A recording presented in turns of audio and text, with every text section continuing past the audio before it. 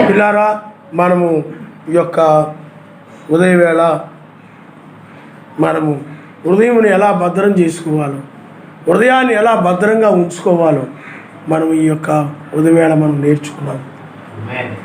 అది పరిశుభ్రంగా హృదయం శుద్ధిగా ఉంచుకోవాలి. ఏ అసూయ కానీ దురాలోచన కానీ ఎలాంటివి ఏమీ లేకుండా ప్రేమతో ఉంచుకోవాలి ఆ హృదయాన్ని. మీ ఇతరుల పట్ల ప్రేమ తప్ప మరొకటి ఉండకూడదు.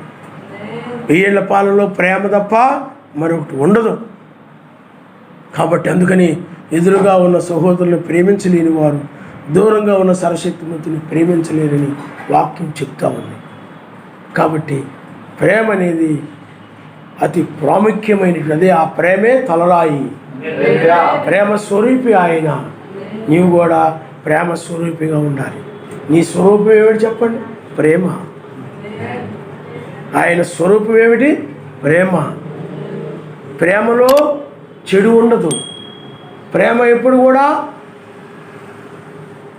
రక్షిస్తుంది. ప్రేమ. అందుకని ఆయన ప్రేమ మనల్ని రక్షించే ప్రేమ, ఉగ్రత నుండి రక్షించేటువంటి ప్రేమ. ఆయన నామస్తు. హల్లెలూయా, హల్లెలూయా. ఇలారా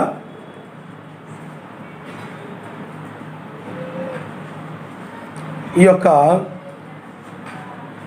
ఉదయవేళ మనము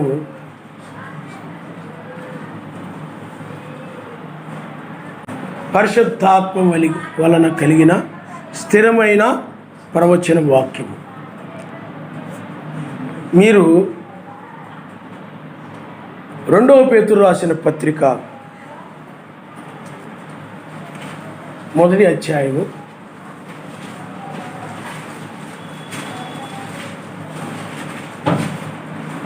18వ వచనం మనం చదువుకుందాం.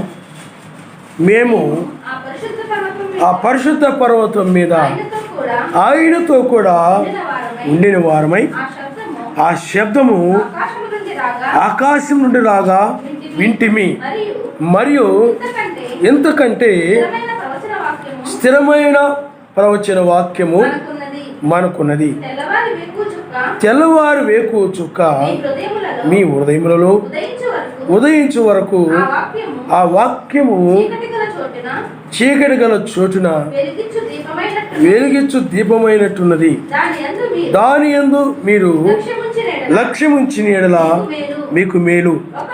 ఒకడు తన ఊహను బట్టి చెప్పుట వలన లేఖనములు ఏ ప్రవచనము పుట్టదని మొదట గ్రహించుకొనవలెను.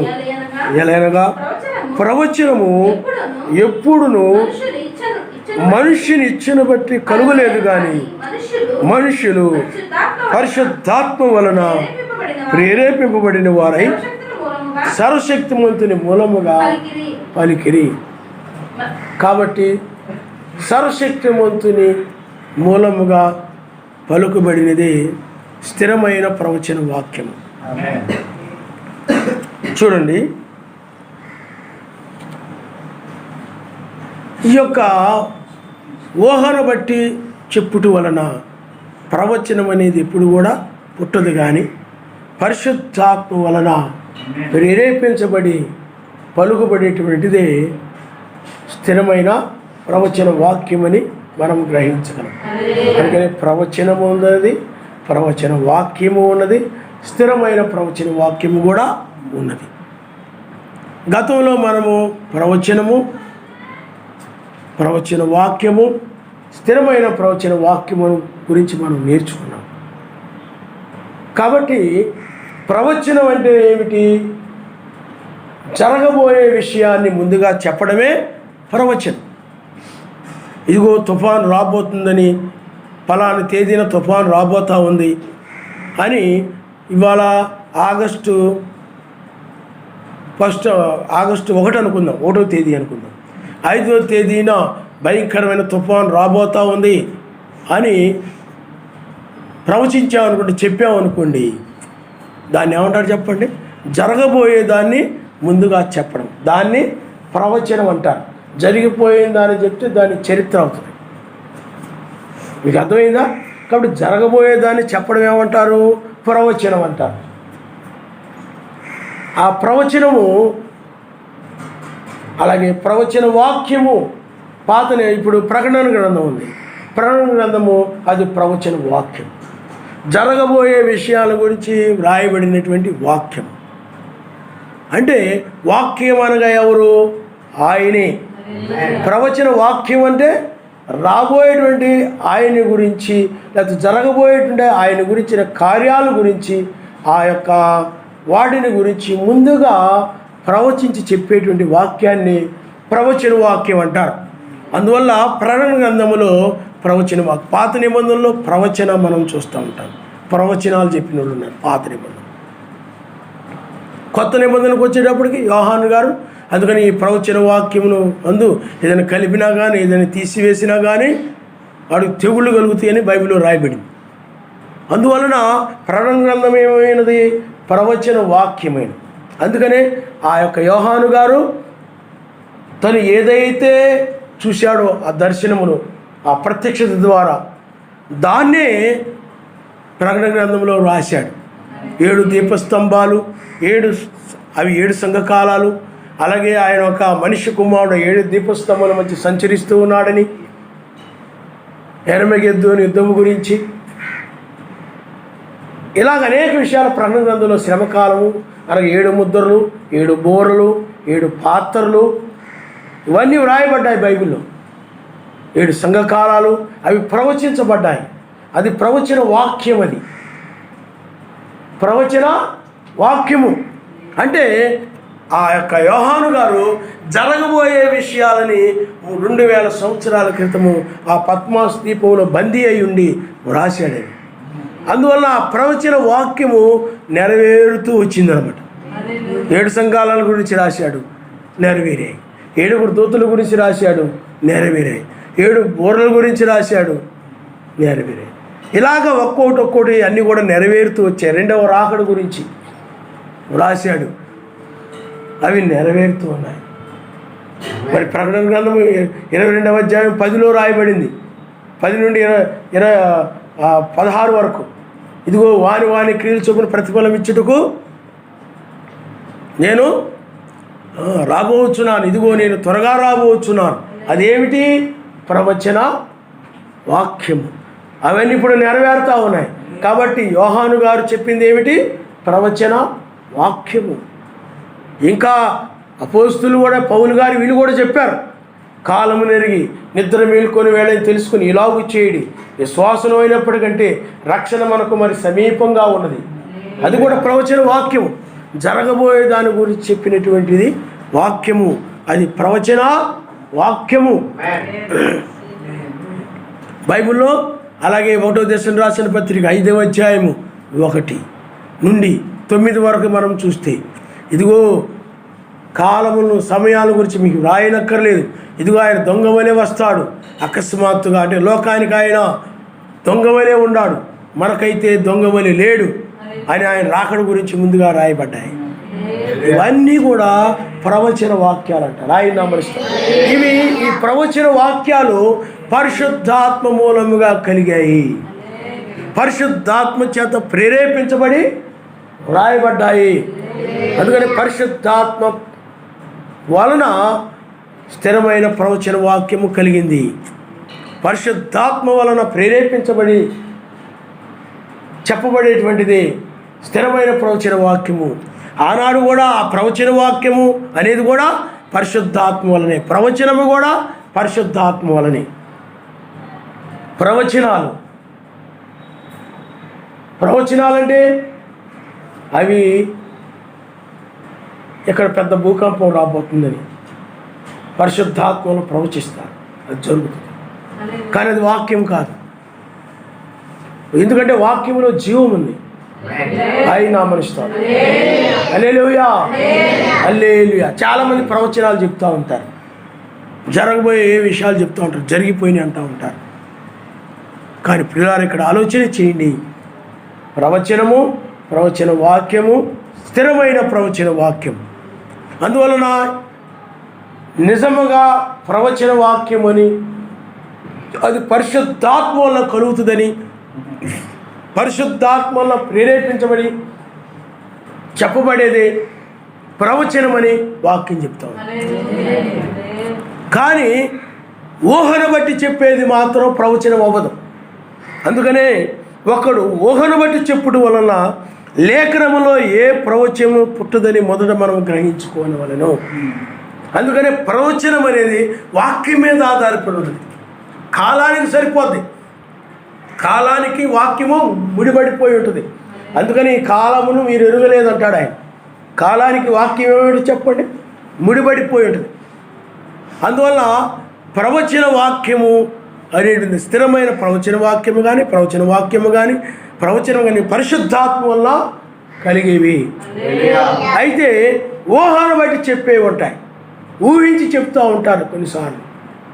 అవి పరిశుద్ధాత్మ వల్ల కాకుండా ఒకడు ఊహను బట్టి చెప్పుట వలన ఏ లేఖనములో ఏ ప్రవచనము పుట్టదని మొదట గ్రహించుకోనవలెను. ఏ లేఖనము పుట్టదని మొదట గ్రహించుకోనవలెను. కాబట్టి ప్రవచన వాక్యము అంటే పరిశుద్ధాత్మ వలన, పరిశుద్ధాత్మ చేత ప్రేరేపించబడిన వారై సర్వశక్తిమంతుని మూలముగా పలుకుతారు. అది స్థిరమైనటువంటి ప్రవచన వాక్యం ఉంది, ప్రవచనం. కానీ ఊహించి చెప్పడం అన్న చూసారా? ఊహించి చెప్తారు కొంతమంది. మొన్న ఒక ఆయన జ్యోతిష్యం చెప్తా ఆయన ఉన్నాడండి, ఏప్రిల్ కల్లా ఈ కరోనా అనేది ఇక ఉండదు, మిగతా దేశాల సంగతి నాకు తెలియదు కానీ మన ఇండియాలో ఉండదు అన్నాడు. కానీ ఏప్రిల్ తర్వాత ఎక్కువైపోయింది. కానీ అతను ఏం చెప్పాడు చెప్పండి? ఊహించి చెప్పాడు. అతడు ఒక మాంత్రిక విద్య కలిగిన వ్యక్తి. వాళ్ళు ఆ విధంగా ఊహించి సాతాను చేత ప్రేరేపించబడి రకరకాలుగా చెప్పేవాళ్ళు ఉంటారు.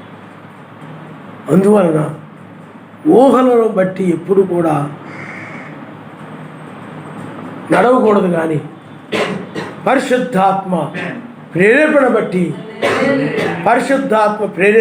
పలకబడినటువంటి ఆ స్థిరమైన ప్రవచన వాక్యాన్ని బట్టి నడవాలి. ఆయన హల్లెలూయా, హల్లెలూయా. బ్రహ్నాం గారి కాలంలో పలకబడిన మాట అదేమిటి? పరిశుద్ధాత్మ వలన, పరిశుద్ధాత్మ చేత ప్రేరేపించబడి పలికే మాటని పలకబడిన మాట అంటారు. ఇప్పుడు కూడా పరిశుద్ధాత్మ చేత ప్రేరేపించబడి పలికే ఈ మాట స్థిరమైనటువంటి మాట, స్థిరమైన ప్రవచన వాక్యం. చదువు వాక్యం వినేవాళ్ళు ఏంటి? నువ్వు అదీమని స్థిరమైన ప్రవచన వాక్యం. కాబట్టి ఇక్కడ మీరు వ్యత్యాసాన్ని మీరు గ్రహించాలి. ప్రవచన వాక్యమైన స్థిరమైన ప్రవచన వాక్యమైన పరిశుద్ధాత్మ చేత ప్రేరేపించబడి పలకబడుతుంది. కానీ ఆ మాట ఏమై ఉన్నదనంటే అది పరిశుద్ధాత్మ చేత ప్రేరేపించబడిన మాట, వాక్యం మీద ఆధారపడి ఆయన నామనిస్తారు. హల్లెలూయా.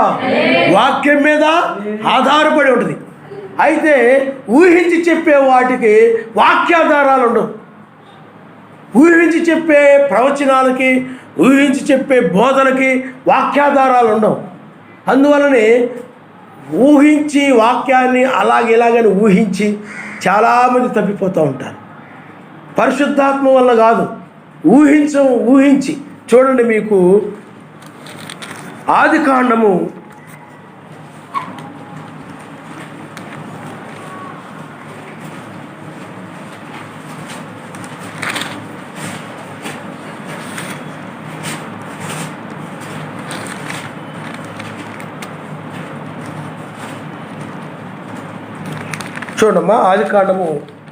6వ అధ్యాయము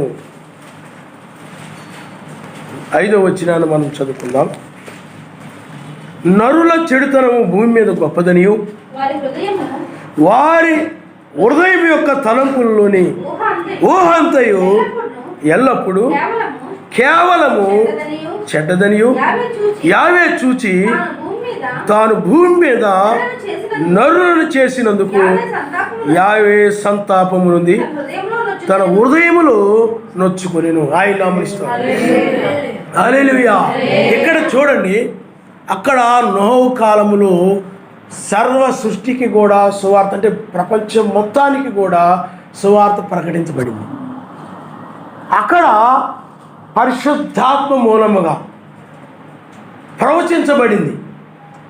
ఏమిటనంటే ఈ ప్రపంచం మీదకి జలప్రళయం రాబోతూ ఉంది.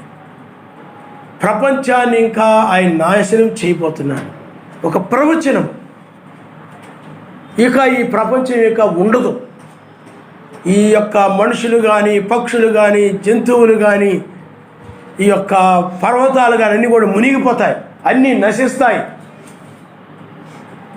మీరు ఒక ఓడను తయారు చేసుకొని ఓడలోకి వెళ్ళిపోండి అని చెప్పాడు. అంటే జరగబోయే విషయాన్ని ముందుగానే తెలియజేశాడు. అది పరిశుద్ధాత్మ వల్ల ప్రేరేపించబడి అది పలకబడినటువంటి ప్రవచనం. అది ఆయన నామమున హల్లెలూయా.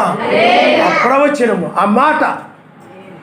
కానీ జనులు ఏం చేస్తున్నారంటే ఇది జలప్రళయంలో అంతం కాబోతుంది, నాశనం కాబోతుందని చెప్పినప్పుడు జనులు వాళ్ళ ఊహలను బట్టి నడుస్తూ ఉన్నారు. అందరూ కూడా వాళ్ళ ఊహలను బట్టి ఏం చేస్తున్నారు చెప్పండి? పరిశుద్ధాత్మ వలన, పరిశుద్ధాత్మ ఆనాడు పరిశుద్ధాత్మను బట్టి ప్రవచించబడింది. దాన్ని ఆ యొక్క నోవహు కుటుంబము 8 మంది నమ్మి ఆ ఓడలోకి వెళ్ళిపోయారు. ఆ ప్రవచనాన్ని నమ్మారు. అది పరిశుద్ధాత్మ వల్ల కలిగింది. అంటే సర్వశక్తిమంతుని వల్ల కలిగిన చెప్పబడినటువంటి తెలియజేయబడినటువంటి ప్రవచనం అది. కాబట్టి జనులు ఏం చేస్తున్నారంటే అక్కడ ఉన్నటువంటి ఇప్పుడు ఎలాగున్నారో సంఘాలు, ఆ రోజుల్లో కూడా ఉన్నాయి, బోల్డ్ సంఘాలు ఉన్నాయి, బోల్డ్ మతాలు ఉన్నాయి. నోహు కాలంలో కూడా అందరూ కూడా ఏం చేస్తున్నారంటే ఊహలను బట్టి నడుస్తూ ఉన్నారు. అందరూ ఊహలను బట్టి చెప్తూ ఉన్నారు. ఇప్పుడేం అంతం కాదు, ఇప్పుడేం నాశనం కాదు, ఇప్పుడేం జలప్రళయం రాదు, ఇదంతా తప్పు ఏమండి అని ఊహలను బట్టి నడుస్తూ పోతూ ఉన్నారు. ఇంకా లోకంలో మనం అనుభవిద్దాం, లోకంలో ఇంకా జీవిద్దాం, ఇంకా లోకంలో ఇంకా పాపం చేద్దాం, లోకంలో ఇంకా పాపిగానే మనం బ్రతుకుదాం అని ఆ విధంగా వాళ్ళు ఊహలను బట్టి నడుస్తూ పోతూ ఉన్నారు. ఊహలను బట్టి నడవడం వేరు, ప్రవచనం అంటే వాక్యమును బట్టి నడవడం వేరు. ఆయన హల్లెలూయా. ఇది ఇలాగేమో అది అలాగేమో ఊహించుకొని నడుస్తారే వాళ్ళు ప్రమాదంలో పడిపోతారు. కానీ సర్వశక్తిమంతుడు ప్రవచించిన ప్రకారం, తెలియజేసిన ప్రకారం ఆ 8 మంది ఓడలోకి వెళ్ళిపోయారు. అంటే జలప్రళయం రాబోతున్నది ముందుగా ఎరిగి ఉండడమే. ప్రవచనాన్ని నమ్మారు. వాడు ప్రవచనాన్ని నమ్మి ఓడలోకి వెళ్ళిపోయారు. ఈ యొక్క ఊహలనేవి ఎప్పుడు కూడా జనాన్ని నాశనం చేస్తాయన్నమాట.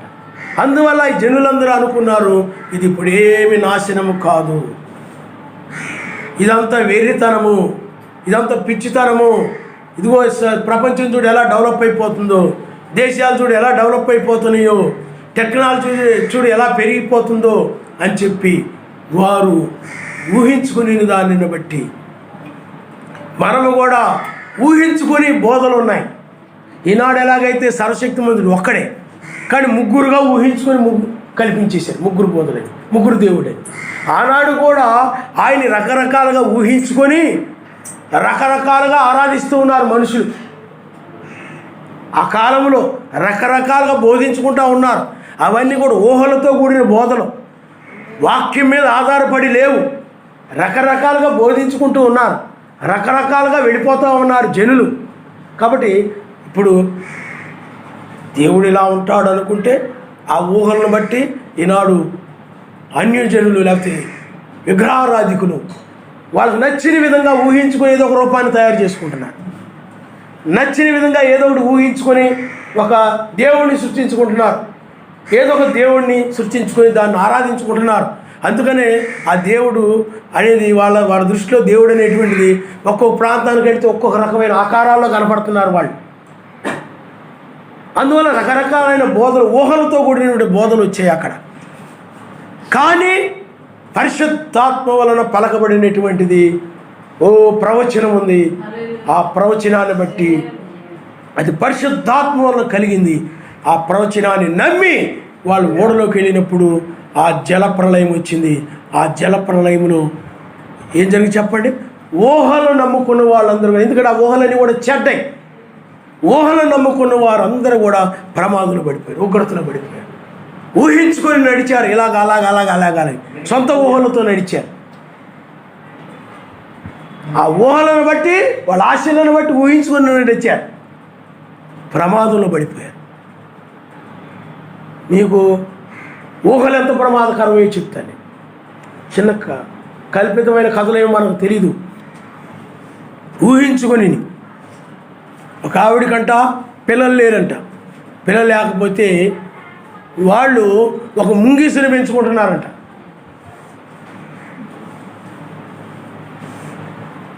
మీకు అర్థమైందా?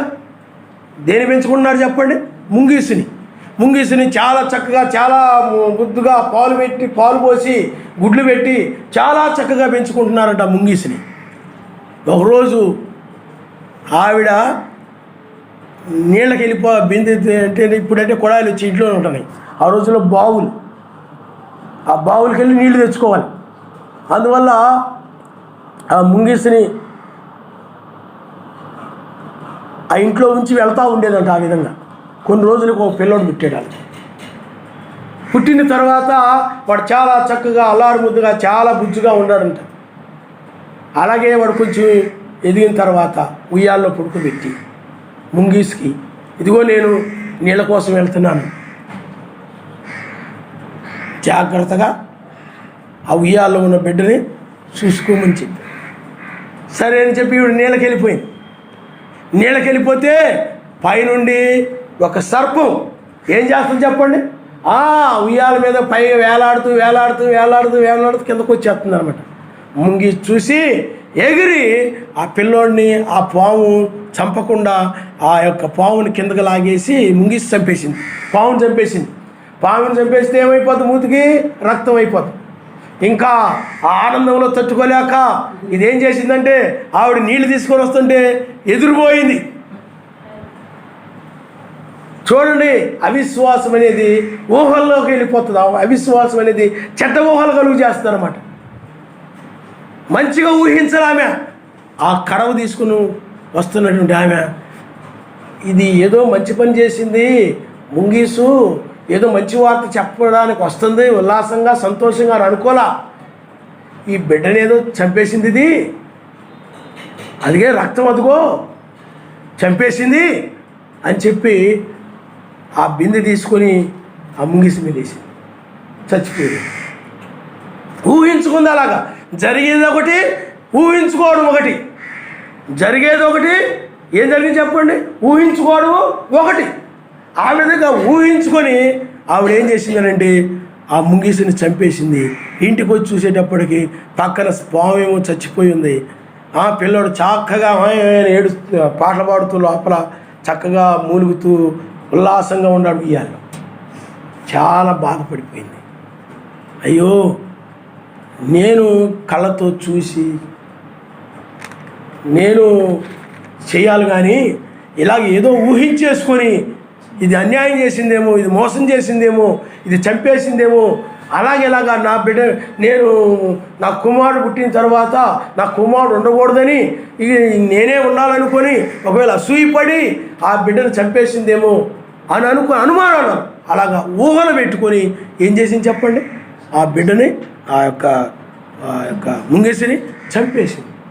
ఊహలని అంత ప్రమాదకరమే. వాస్తవం ఏమిటి చెప్పండి? వాక్యమే వాస్తవమైనది, వాక్యమే సత్యము. ఆయన హల్లెలూయా. ఊహలో ప్రమాదకరమైనవి ఊహించుకోకూడదు. నువ్వు ఎప్పుడు కూడా ఊహల్లో తేలియాడకూడదు, వాక్య ప్రకారంగా నడవాలి. ఊహలనేవి ఊహించుకోవడం అనేది ప్రమాదాన్ని దారితీస్తుంది.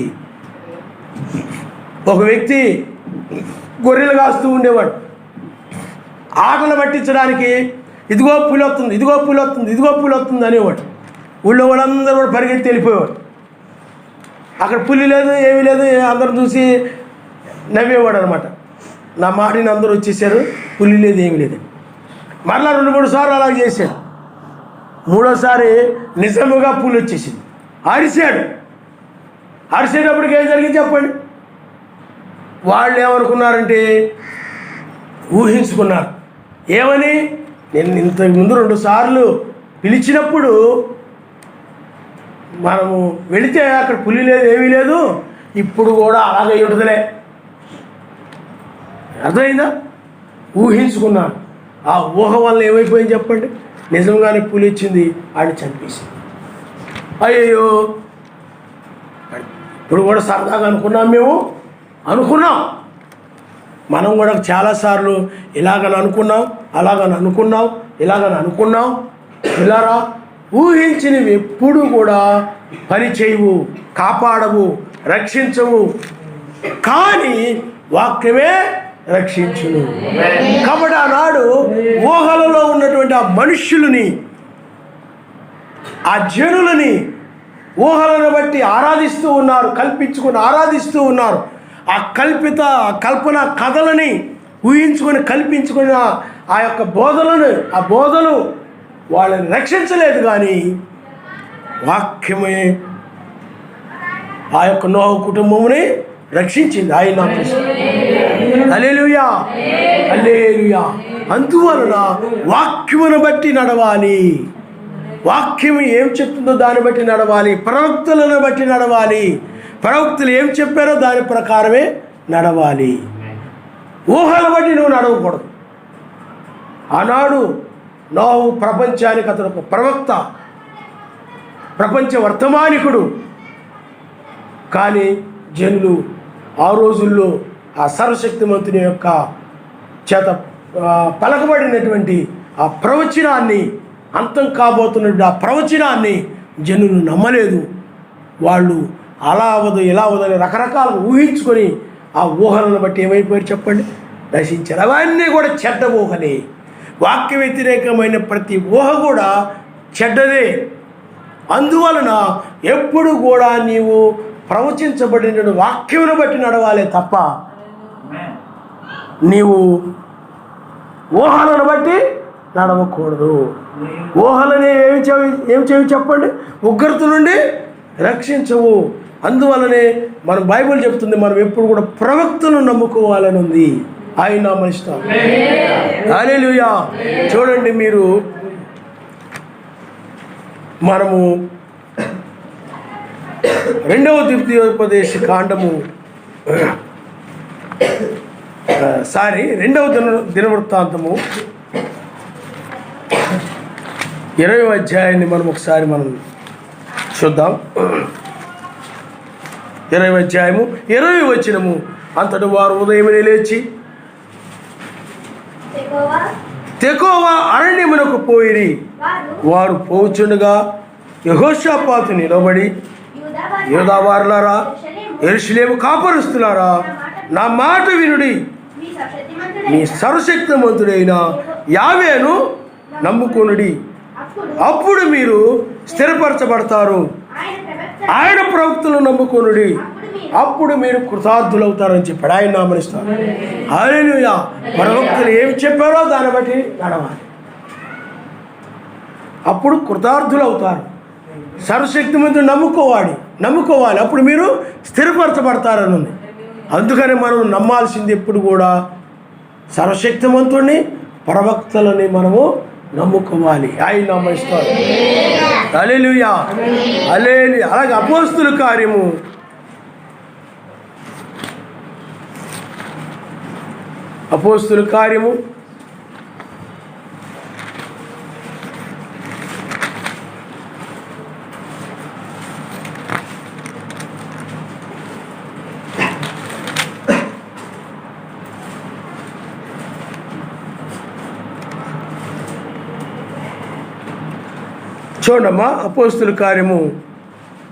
3వ అధ్యాయము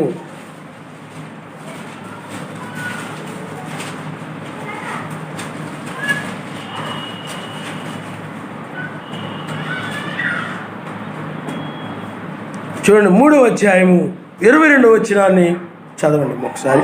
అలా 21 నుండి చదువు తల్లి ఒకసారి.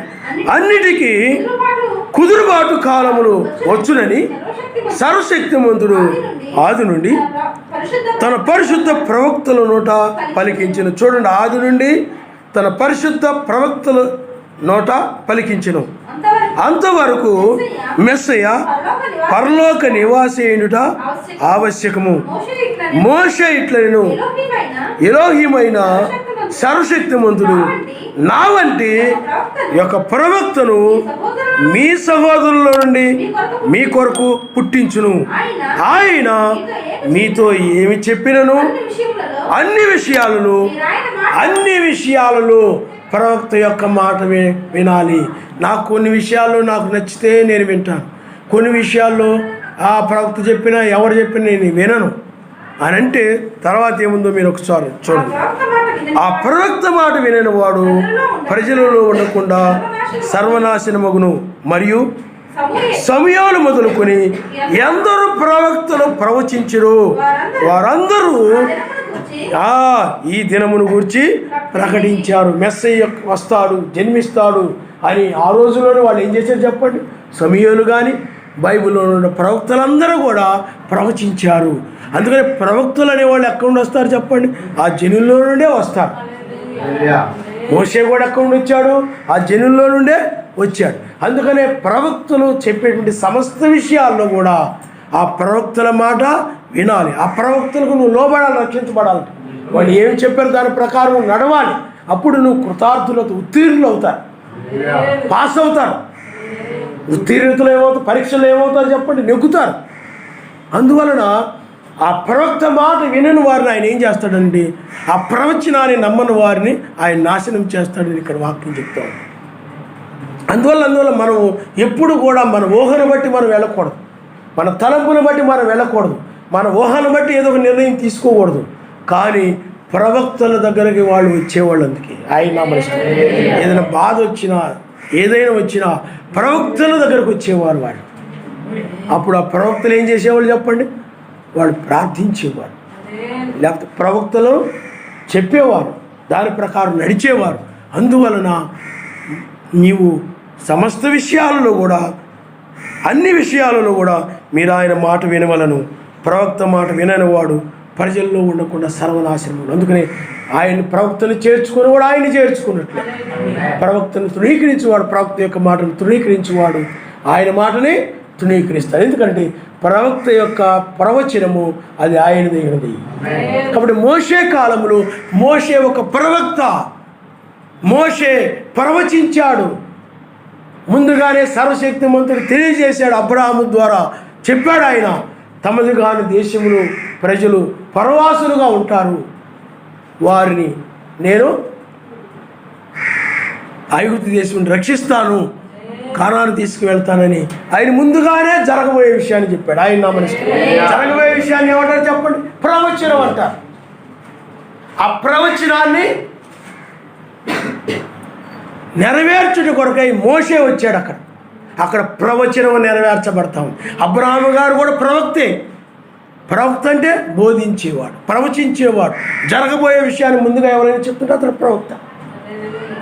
జరగబోయే అందుకు చాలామందికి ప్రవక్త ఎవరు అసలు తెలీదు. అసలు వాళ్ళకి ఆ భావాలే తెలీదు. కాపర్లు అంటే ఎవరో, ప్రవక్తలు అంటే ఎవరో ఏమీ తెలీదు. కానీ ఆనాడు ఆ మోషే ఏమై ఉన్నాడనండి? ప్రవక్త అయి ఉన్నాడు. అందువలన ఆ ప్రవక్త అయినటువంటి మోషే ఆ ప్రవచించిన దాన్ని నెరవేర్చుట కొరకు పంపబడ్డాడు. కాబట్టి అక్కడ ఒక ప్రవచనం నెరవేరుతా ఉంది. ఆ ప్రవచనం ఏమిటనండి? ఐగుప్తు దేశం నుండి కానానికి తీసుకుని వెళ్ళడమే ఆ ప్రవచనము నెరవేర్చబడడం. ఆ ప్రవచనాన్ని నెరవేర్చబడతా ఉన్నప్పుడు సర్వశక్తిమంతుడు ఏమి చెప్పాడో ఆ ప్రవచనాన్ని బట్టి, ఆ ధర్మశాస్త్రమును బట్టి, ఆ కానానికి వెళ్ళడానికి ఆ ధర్మశాస్త్ర ప్రకారంగా వెళ్ళాలి. కాబట్టి మోషే అలాగే యెహోషువ, కాలేబులు ఆ ప్రవచనాన్ని బట్టి వెళుతూ ఉన్నారు. మనకు ఆయన వాగ్దానం చేశాడు, ప్రవచించారు. ప్రవక్తలు సర్వశక్తిమంతుడు తెలియజేశాడు వాళ్ళకి. ఆ విధంగా జరుగుతుంది. మనం ఆ కానానికి వెళతాము. ఆ ప్రవచనాన్ని నమ్మి ఎన్ని ఆటంకాలు వచ్చినా, ఒడిదుడుకులు వచ్చినా ఆ ప్రవచనాన్ని నమ్మి వాళ్ళు వెళుతున్నారు. మీకు అర్థమైందా? మిగతా వాళ్ళు అయినట్లయితే ఊహించుకొని వెళుతూ ఉన్నారు. వాళ్ళు ఊహల ద్వారా మాట్లాడుతూ ఉన్నారు. అందుకని వాళ్ళు హల్లెలూయా లేదు, ఆమేన్ లేదు వాళ్ళ నోట. కానానికి వెళ్ళిపోతున్నామంటే హల్లెలూయా అని ఆనందం లేదు, సంతోషం లేదు. కారణం ఏమిటంటే వాళ్ళు లోపల తిట్టుకుంటూ ఉన్నారు, సణుక్కుంటూ ఉన్నారు, ఊహించుకుంటూ ఉన్నారు. చెడుగా ఊహించుకున్నారు మోషేని. ఏం చేశారు చెప్పండి? మోషేని చెడుగా ఊహించుకున్నారు. ఎలా ఊహించుకున్నారంటే మోషే చెప్పేదంతా కూడా అబద్ధమే. మోషే మాట మనం నమ్మకూడదు. కానాను లేదు, ఏమీ లేదు. మనల్ని మోషే మాటలు నమ్మి మనం ఐగుప్తు నుండి మనం బయటకు వచ్చేసాం. కాబట్టి మనం కానానేలము, ఏమీ లేదు అని వాళ్ళంతటి వాళ్ళు ఏం చేశారంటే చెడుగా వాళ్ళు ఊహించుకున్నారు. ఊహించుకొని వాళ్ళ ఊహల ద్వారా వాళ్ళు ఆరాధించుకోవడం కోసము ఒక ఎద్దును తయారు చేసుకున్నారు. అది పరిశుద్ధాత్మ వల్ల కలిగింది కాదు. అది మోషే పరిశుద్ధాత్మ ద్వారా మాట్లాడుతున్నాడు. ఆ సీనాయి పర్వతం మీదకి వెళ్ళాడు, అతను ప్రత్యక్షత పొందాడు. ఆ ప్రత్యక్షతను బట్టి మాట్లాడుతున్నాడు, అంతేగాని సొంతగా ఊహించి కాదు. ఊహించేది చెప్పడంలా, ఏదో ఊహించి మాట్లాడడం లేదు. ఊహించి కాదు, ఒక ప్రత్యక్షత ద్వారా, ఒక బయలుపాటు ద్వారా మాట్లాడుతున్నాడు అతను. ఆయన నామం. కానీ మిగతా వాళ్ళందరూ ఏమైపోయారంటే వ్యతిరేకంగా ఊహించుకొని, మోషేకి, యెహోషువ, కాలేబులకి విరోధంగా ఊహించుకొని కానాను ఏమీ లేదని వాళ్ళు ఊహల ద్వారా ఒక ఎద్దును తయారు చేసుకొని ఆ విధంగా ఐగుప్తుకు మరలా తిరిగి వెళ్ళిపోవాలనుకున్నారు. ఊహల ద్వారా వాళ్ళు చెప్తున్నారు, ఇదిగో మనకి సర్వశక్తిమంతుడు మరలా ఐగుప్తు దేశాన్ని తిరిగిస్తానని వాగ్దానం చేశాడు, ప్రవచిస్తున్నాడు, మాకు బయలుపరిచాడు. కాబట్టి మనం ఇప్పుడు మరలా తిరిగి ఐగుప్తుకు వెళ్ళిపోతాం. మోషేదంతా బూటకం, మనం ఇప్పుడు ఇలా వెళ్ళిపోతాం, ఎద్దును మనకు ఆయన అనుగ్రహించాడు అని ఆ విధంగా బోధిస్తూ, ఆ విధంగా మాట్లాడుతూ, ఆ విధంగా ఊహల ద్వారా వెళ్ళిపోతూ ఉన్నారు. ఏమైపోయారు చెప్పండి? నశించారు. ఊహల ద్వారా ఆరాధించారు దాన్ని, ఆ ఎద్దుని. చాలా తాగి ఆ బట్టలు ఎటుపోతున్నాయి కూడా తెలియకుండా అసభ్యకరంగా చిందులేసేసారు, నాట్యం ఆడేశారు, గంతులేసేసారు, ప్రమాదంలో పడిపోయారు. ఊహల ద్వారా చెప్పింది జరగలేదు, నాశనాన్ని తెచ్చింది. కానీ ప్రత్యక్షత ద్వారా పలకబడినటువంటి ఆ యొక్క ప్రవచనము నెరవేర్చబడింది. ఆయన హల్లెలూయా, హల్లెలూయా. కాబట్టి పిల్లరా, ఓ పరిశుద్ధాత్మ మూలంగా పలకబడేది ఏమిటి చెప్పండి? ప్రవచనం. ఊహల ద్వారా వచ్చేది ప్రవచనము కాదు, అది ఊహించుకొని నడిచేటువంటిది. అందుకని సొంత ఊహల ద్వారా, అందుకని హృదయంలో తలంపులు ఎల్లప్పుడూ కేవలం ఊహలు, ఆ తలంపులు కేవలం చెడ్డవి, చెడ్డ తలంపులు. ఊహల ద్వారా చెడ్డ తలంపులు వచ్చాయి వాళ్ళకి. వాళ్ళు మోషేకి అలాగే యెహోషువ, కాలేబులకు విరోధముగా ఆలోచించినందువలన, ఊహించుకున్నందువలన చెడ్డ ఆలోచనలు వచ్చేవాళ్ళు. విగ్రహారాధన చేశారు, ప్రమాదంలో పడిపోయారు. అందువల్ల నువ్వు ఎప్పుడు కూడా వాక్యాన్ని అనుసరించి నడవాలి తప్ప నీ ఊహల ద్వారా నువ్వు నడిచినట్లయితే ఎలాగా ఊహించుకొని చాలామంది ఏమండి దేవుడు నాతో మాట్లాడుతున్నాడు, దేవుడు నాకు అలాగ చెప్తున్నాడు, ఇలాగ చెప్తున్నాడు అంటుంటారు చాలామంది. కానీ అవి ఊహలే, కానీ వాక్య ఆధారాలు దానికి ఉండవు. కాబట్టి పిల్లారా, ప్రవచనము అనేటువంటిది సర్వశక్తిమంతుని మూలముగా కలిగేటువంటిది, పలకబడేటువంటిది. అదే ఈ యొక్క ఊహలు అనేవి ఊహించి చెప్పేవి, ఊహించి మాట్లాడేవి, అవి సర్వశక్తిమంతుని మూలంగా కలిగేవి కావు. అవి నాశనం చేస్తాయి. కాబట్టి ప్రవచనము, అందువల్ల ఆ యొక్క ప్రవక్తలు ఎవరి గురించి ప్రవచించారో అని ఉంది. ఆ రోజు సమూయేలు కానీ, మోషే కానీ, ఇర్మియా, హెజ్కేలు, వీళ్ళందరూ కూడా ఎవరి గురించి ప్రవచించారు చెప్పండి? మెస్సీ గురించి ప్రవచించారు. ఆయన నామస్మరణ. హల్లెలూయా. ఆ ప్రవచనము ఇశ్రాయేలు మధ్య నెరవేరుతా ఉంది. ఇదిగో ఆయన కన్యక గర్భమును జన్మిస్తాడని, ఆయన మన పాపాల కోసం ఆయన బలి అవుతాడని, మన యొక్క రోగముల నిమిత్తమై ఆయనే అర్పించబడి మనకు స్వస్థతనిస్తాడని, ఆయన గురించి ఆయన ఒక గొర్రెపిల్ల మీద ఆయన గాడిద మీద ప్రయాణం చేస్తాడని, ఆయన మన కోసం ప్రాణం పెడతాడని, ఆ విధంగా ప్రవచనాలు చెప్పబడ్డాయి. పాత నిబంధనలో ఆయన గురించి ప్రవచించబడింది. ఆ ప్రవచనమును నెరవేర్చుట కొరకే ఆయన వచ్చాడు. ఆయన గురించి రాయబడిన లేఖనాలే ఆ ప్రవచనాలు. ఆ నెరవేర్చబడతా ఉన్నాయి ఆ ప్రవచనాలు వాళ్ళ దగ్గర, ఇజ్రాయేల్ మధ్య. అందువలన మెస్సయ్య ఆయన గురించి రాయబడిన ఆ లేఖనాలు బట్టి ఆ ప్రవచనాలు బట్టి నడుస్తూ వెళ్తున్నాడు ఆయన. కానీ జనులు మాత్రం అనగా శాస్త్రులు, పరిసయ్యులు, ప్రధాన యాజకులు వీళ్ళందరూ ఉన్నారే, వాళ్ళందరూ కూడా ఊహలను బట్టి నడుస్తూ ఉన్నారు. లేఖనాలు చూడటంలా, ఆయన గురించి లేఖనాల గురించి పట్టించుకోవట్లా, ఊహలను బట్టి నడుస్తూ ఉన్నారు. మీకు అర్థమైందా? ఊహలను బట్టి. అందుకనే వాళ్ళ మధ్య కూడా కల్పితమైన ఊహించబడిన కల్పిత బోధలు ఉన్నాయి. అందుకని మనుషులు కల్పించిన పద్ధతులు, మనుషుల ఊహల్లో నుండి ఆలోచనల నుండి పుట్టినటువంటి ఆ బోధలు, కల్పితమైన బోధలు దైవోపదేశంలోని బోధించుచు నన్ను వ్యర్థముగా ఆరాధిస్తూ ఉన్నారు. మీకు అర్థమవుతుందండి? వ్యర్థముగా ఆరాధిస్తూ ఉన్నారు. కాబట్టి ఆ లేఖనాలు నెరవేర్చబడుతున్నాయి అనగా ప్రవచనాలు నెరవేర్చబడుతున్నాయి ఎరిగిన వారు కొద్దిమంది. మీకు అర్థమవుతుందండి? పరిశుద్ధాత్మ ద్వారా పలకబడినటువంటి ప్రవచించబడిన ఆ లేఖనాలు నెరవేర్చబడతాయి. పరిశుద్ధాత్మ వల్ల కలిగినవి మాత్రమే నెరవేర్చబడతాయి. అవి నెరవేరుతూ ఉన్నాయి.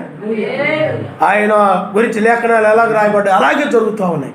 రోగులు స్వస్థపరచబడుతున్నారు, బలహీనులు బలం పొందుతున్నారు, గుడ్డి వారు కన్నులు తెరవబడతా ఉన్నాయి, చనిపోయిన వారు లేపబడతా ఉన్నారు, రోగులు మరణించిన వారు లెగుస్తున్నారు. అవన్నీ జరుగుతూ ఉన్నాయి. కానీ వీళ్ళు ఎలా ఊహించుకుంటున్నారంటే, ఈయన ప్రవక్త అయితే మరి ధర్మశాస్త్రం ప్రకారంగా నడవాలి కదా, అంటే ఆయన గురించి రాయబడిన ప్రవచనాలు నెరవేర్చడానికి ఆయన వచ్చాడు. అలాగే ధర్మశాస్త్రం ఏమి చెప్తూ ఉందో దానిని నెరవేర్చడానికి వచ్చాడంటే ఆత్మ సంబంధంగా విశ్రాంతి దినము, అలాగే గొర్రె పిల్లని బలర్పించబడుతుంది ధర్మశాస్త్రం ప్రకారం. ఈయన గొర్రె పిల్లగా బలర్పించబడ్డానికి వచ్చాడు. ఈయన నిజమైన విశ్రాంతి అంటే 1000 ఏళ్ల పాలన అది రాబోతూ ఉంది. అందువల్ల ఆయన ఈ విశ్రాంతి దినాన్ని పాటించలేదు. కాబట్టి వీళ్ళు ఏం చేశారనంటే ఆ ధర్మశాస్త్రాన్ని నెరవేర్చాలి, కానీ ఈయన ధర్మశాస్త్రం నెరవేర్చట్లేదు. కాబట్టి మీకు అర్థమైందా? విశ్రాంతి దినాన్ని మీరిపోతున్నాడు. కాబట్టి ఈయన పాపి. మన ఆచారాల్లో, మన సాంప్రదాయాల్లో, మన కల్పిత బోధల్లో ఈయన ఏకీభించట్లేదు. కాబట్టి ఈయన పాపి అనుకొని వాళ్ళు ఏం చేశారంటే చెడుగా ఊహించుకున్నారు. ఆయన ఊహలు ఎల్లప్పుడు కూడా ఏం చేస్తారు చెప్పండి? చెడ్డవి. చెడుగా ఆలోచించుకున్నారు. ఆయన్ని ఏ విధంగా ఆలోచించుకున్నారు చెప్పండి? బయల్జెబూలు, దయ్యం పట్టినవాడు, దయ్యం వలనే రోగులు స్వస్థపరుస్తూ ఉన్నాడు, దయ్యం వలనే అతడు చనిపోయిన వారిని లేపుతున్నాడు, ఇదంతా దయ్యం వల్ల జరుగుతుంది. బయల్జెబూలు ఇతడు పాపి, పాపం వల్ల పుట్టాడు ఇతడు. కానీ బైబిల్లో వాక్యం ఏం చెప్తుంది? కన్యక గర్భముని జన్మిస్తాడు. అంటే లేఖనం నెరవేర్చబడుతూ ఉన్నది, ఆ ప్రవచనం నెరవేర్చబడుతుంది. నెరవేర్చబడుతున్న ప్రవచనాన్ని చూడలేదు వీళ్ళు. వాళ్ళ హృదయంలో పుట్టిన ఆలోచనలు బట్టి, ఊహలు బట్టి మాట్లాడుతున్నారు, ఊహలు బట్టి ఆ విధంగా నడుస్తూ ఉన్నారు. అందువల్లనే ఆయనను వాళ్ళు ఒక పాపిగా ఊహించుకున్నారు, దయ్యం పట్టిన వాడుగా ఊహించుకున్నారు. ఊహల్లో ఆయన ఒక చెడ్డ వ్యక్తిగా ఊహించుకున్నారు. ఆయనలో ప్రేమ ఉంది, జాలి ఉంది, కనికరం ఉంది, సహనం ఉంది, ఓర్పు ఉంది, మంచితనం ఉంది, ఆయనలో దీర్ఘశాంతం ఉంది. అన్ని సర్వశక్తిమంతుని గుణ లక్షణాలు ఏమిటో ఆయనలో కనబడతా ఉన్నాయి. కానీ వీళ్ళు ఆయన్ని చెడుగా ఊహించుకొని చెడుగా మాట్లాడుతున్నారు. ఈయనక ఏమండి మన మధ్య ఉండనివ్వకూడదు, ఈయన్ని కలవరి శిలువలో మనం ఏం చేయాలి చెప్పండి? చంపివేయాల్సిందే. ఇజ్రాయెల్ దేశంలో ఇతడు ఉండకూడదు అని చెప్పి ఊహించుకున్నారు. కానీ ఆ సుంకరులు, ఆ యొక్క విద్యలేని పామరులను ఉంది ఎవరు? పేతురు అటువంటి వాడు. ఆ విద్యలేని పామరులందరూ కూడా వాళ్ళు నమ్ముతూ ఉన్నారు, ఆయన నామరిస్తారు. హల్లెలూయా. ఆయన ఇదిగో ఈ లేఖనం ఇలాగ నెరవేర్చబడతా ఉంది, ఈ లేఖనం నా గురించి అలాగ రాయబడింది, ఆ యొక్క యెషయా ఇలా ప్రవచించాడు, ఇప్పుడు ఇది ఇలా నెరవేరుతుందంటే హల్లెలూయా ఆమేన్ అంటున్నారు వాళ్ళు. మీకు అర్థమైందా? మిగతా వాళ్ళు ఏమైపోయారంటే ఊహించుకొని ఆ పరిశుద్ధుడైనటువంటి ఆ మెస్సీని ప్రవచించబడిన ప్రకారం ఆయన వచ్చాడు రక్షించడానికి. ఆయన్ని ఊహలను బట్టి ఆయన ఏం చేశారంటే ఆయన్ని చెడుగా ఊహించుకుని ఆ జనులందరూ కూడా, ఆ ఇజ్రాయిల్ అందరూ కూడా ఏం చేశారు చెప్పండి? సిలువ వేశారు. ఏం చేశారు చెప్పండి? ఆయన్ని సిలువ వేశారు. ఆ సుంకరులు ఉన్నారు, అలాగే విద్య లేని పామరులు, ఆ పేతురు వాళ్ళందరూ ఉన్నారు. సామాన్యులే ఆయన్ని నమ్మారు. ఊహించుకొని వారు ఏమైపోయారు చెప్పండి? ఆ మెస్సీని, ఆ మెస్సీ యొక్క వర్తమానమును, ఆ మెస్సీ యొక్క అద్భుతములను, మెస్సీ యొక్క సూచక్రియలను, మెస్సీ యొక్క బోధలను, వాటన్నిటిని కూడా వాళ్ళు విసర్జించారు, తృణీకరించారు. ఊహల వలన ఆయన పాపిని ఊహించుకుని ఆ నెరవేరుతున్న ప్రవచనాలని, ఆయన ఉపమానాలని తిరస్కరించేశారు ఆ యూదులు. వాళ్ళు తమకు తాముగా నీతిమంతులంగా ఊహించుకున్నారు. మేము అబ్రహాము పిల్లలమి, మేము పరిశుద్ధులమి, మేము నీతిమంతులమి, మాకు ధర్మశాస్త్రం అంతా తెలుసు, మేము ఏ పాపము చేయలేదు, మేము పరిశుద్ధులమి. ఆయన అన్నాడు, మీరు సర్ప సంతానమై ఉన్నారని చెప్పాడు ఆయన. కానీ వాళ్ళు మేము నీతిమంతులమి, నీవే పాపివి, పాపివైన నీవు మాకు బోధింపవచ్చితివా, పాపివైన నీవు మాకు తెలియజేయవచ్చితివా. కానీ ఆయన ప్రవక్త, ఆయనే సర్వశక్తిమంతుడు శరీరధారిగా కుమారుడుగా వచ్చాడు. వాళ్ళ తండ్రి ఆయన. కానీ వాళ్ళ ఊహల వలన ఆయన ఎవరో వాళ్ళు ఎరుగలేదు. కానీ ప్రవచనము నెరవేరుతా ఉంది. అక్కడ ప్రవచించబడిన ప్రకారము జరుగుతూ ఉన్నది. కానీ ఊహల వల్ల ఏమైపోయారు చెప్పండి? అందుకని ఆ ఊహలు గొప్పగా కనపడతాయి మనుషులకి, కానీ అవి చెడ్డవి. ఆ ఊహలు గొప్పగా కనబడతాయి. అందుకని ప్రవచనం అనేది ఊహల ద్వారా పుట్టేది కాదని. అందువలన ఇంకా మెస్సీ వస్తే మనల్ని ఏదో రక్షిస్తామనుకున్నాడు, కానీ ఆయన మనకు విరోధంగా ఆయన బోధలు చేస్తూ ఈ అద్భుతాలు, సూచక్రియలని, మహత్కార్యాలని, చనిపోయిన లేపడం, ఇవన్నీ చేస్తూ ఇదంతా మోషే కంటే ఈయనేమి గొప్పవాడు కాదు, మేము మోషే శిష్యులమి. అప్పుడు ఈయన కనుక సిలువ వేసి చంపేసినట్లయితే అప్పుడు ఈ రాజ్యం ఏమిటి చెప్పండి? ఊహించుకున్నారు అలాగా. మాకు మెస్సీ వద్దు, మాకు బరబ్బ కావాలన్నారు. బరబ్బ ఒక నరహంతకుడు. బరబ్బ ఒక ఇజ్రాయెల్ని, రోమిని రక్షించడం కొరకై పోరాడుతున్నాడు. అతడు నరహంతుడు. అంటే అతడు బైబిల్ చెప్తా ఉంది, సహోదరులను ద్వేషించేవాడు నరహంతకుడు అని బైబిల్. అంటే ఒక విధంగా చెప్పాలంటే ప్రేమ లేనివాడు. ఆ బరబ్బని కోరుకున్నారు. కానీ సర్వశక్తిమంతుడు ఏం చేశాడు చెప్పండి?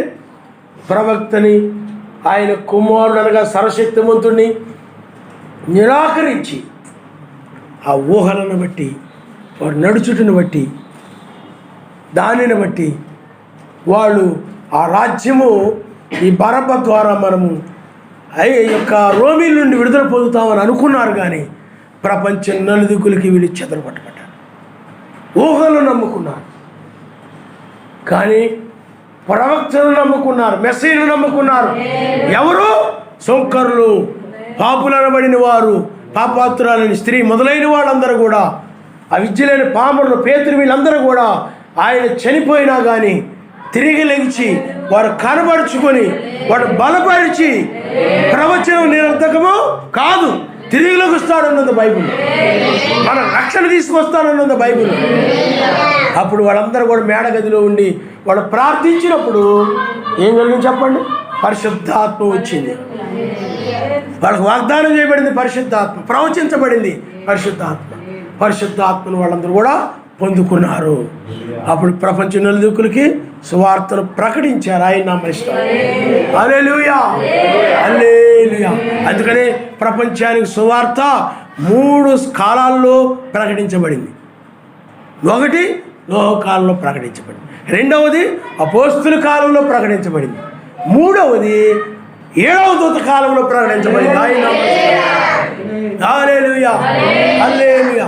కాబట్టి అక్కడ మనము ప్రవచన వాక్యాన్ని మనం చూస్తూ ఉన్నాం. ఆయన కూడా ప్రవచన వాక్యాన్ని చెప్పాడు. యోహాను ఆ శిష్యుల ద్వారా ప్రవచన వాక్యం వచ్చింది. అందుకని పాత నిబంధనలో ప్రవక్తలు ఏం చెప్పారు? ఏం ప్రవచించారు? వాక్యమును వాళ్ళు ప్రవచించారు అంటే మెస్సీని గురించి ప్రవచించారు. ఆయన ఇచ్చారు, అది ప్రవచనమే. కానీ అపోస్తులు బోధించినటువంటిది, లేదా పద్మాస దీపంలో యోహాను గారు చెప్పినటువంటిది ఏమైనా చెప్పండి? ప్రవచన వాక్యము ప్రవచన వాక్యం. ఆయన హల్లెలూయా.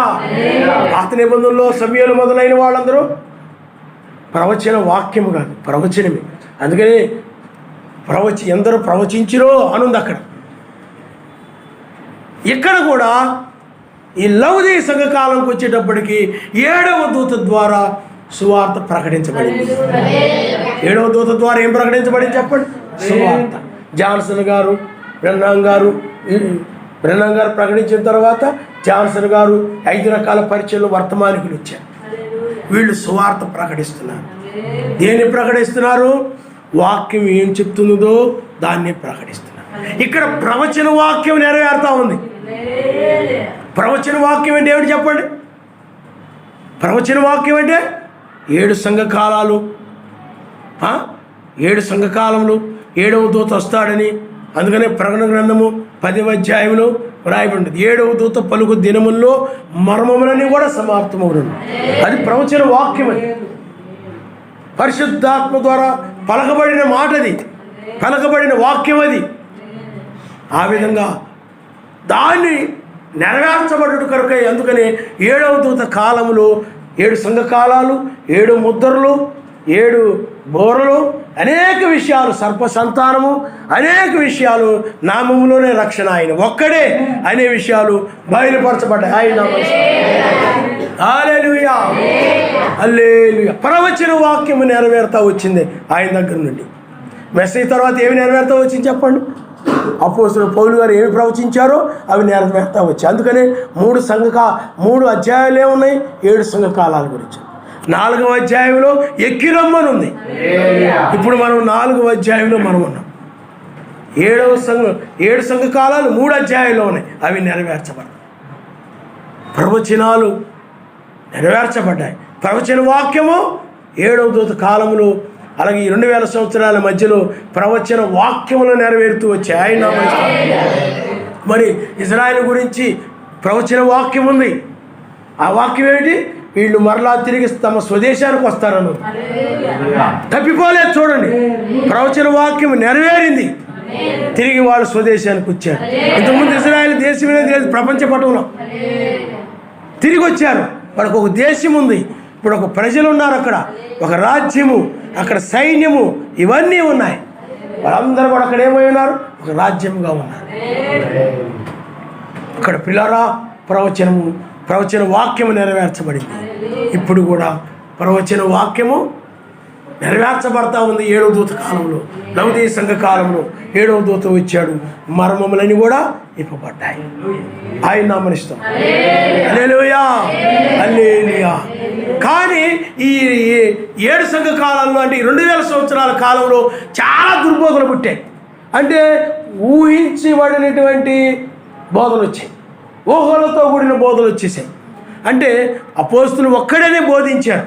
కానీ 325 నిశా సమయం, అంటే అపోస్తుల తర్వాత 325 సంవత్సరాలకి సర్వశక్తిమంతుడు ఒక్కడనే దాన్ని కాకుండా తండ్రి, కుమార, పరిశుద్ధాత్మను ముగ్గురు కనపడుతున్నారు. కాబట్టి ముగ్గురని ఆయన గురించి ఊహించి ఒక చెడ్డ బోధన పుట్టించారు. ముగ్గురు దేవుళ్ళు, మనకు ఒకడు కాదు, ముగ్గురు. ఊహ వల్ల వచ్చింది. అది ఊహించుకొని ఆరాధిస్తున్నారు. హృదయంలో పుట్టిన చెడ్డ బోధది గొప్పగా కనపడుతుంది. గొప్ప మర్మం బయలుపరచబడింది అనుకున్నారు ఆ రోజుల్లో వాళ్ళు. కానిది చెడు. ఆ తర్వాత మరియమ్మని తీసుకొచ్చారు, యోసేపుని తీసుకొచ్చారు. వాళ్ళని కూడా మనం గౌరవించాలి కదా, బాగోదని మరియమ్మని, యోసేపుని తీసుకొచ్చారు. వాళ్ళని కూడా ఆరాధించడం, వాళ్ళకు కూడా ప్రార్థన చేయడం, ఇదంతా కూడా ఊహించమైనటువంటి కల్పితమైనటువంటిది. అలా కల్పితమైన బోధలు వచ్చేసాయి, కల్పితమైన సిద్ధాంతాలు వచ్చాయి. ఇవన్నీ కూడా ఊహించుకోవడం వల్ల ఆయన గురించి అలాగా ఆ యొక్క బోధన గురించి, ఆయన అపోస్తులు బోధించిన బోధల్ని, ఆ పాత నిబంధనలు మోషే చెప్పినటువంటి వాటిని రకరకాలుగా ఊహించుకొని, ఎవరి ఇష్టం వచ్చిన వాళ్ళు ఊహించుకొని ఆయన గురించి మాట్లాడడం ఆరంభించారు. ఆయన గురించి బోధించడం ఆరంభించారు.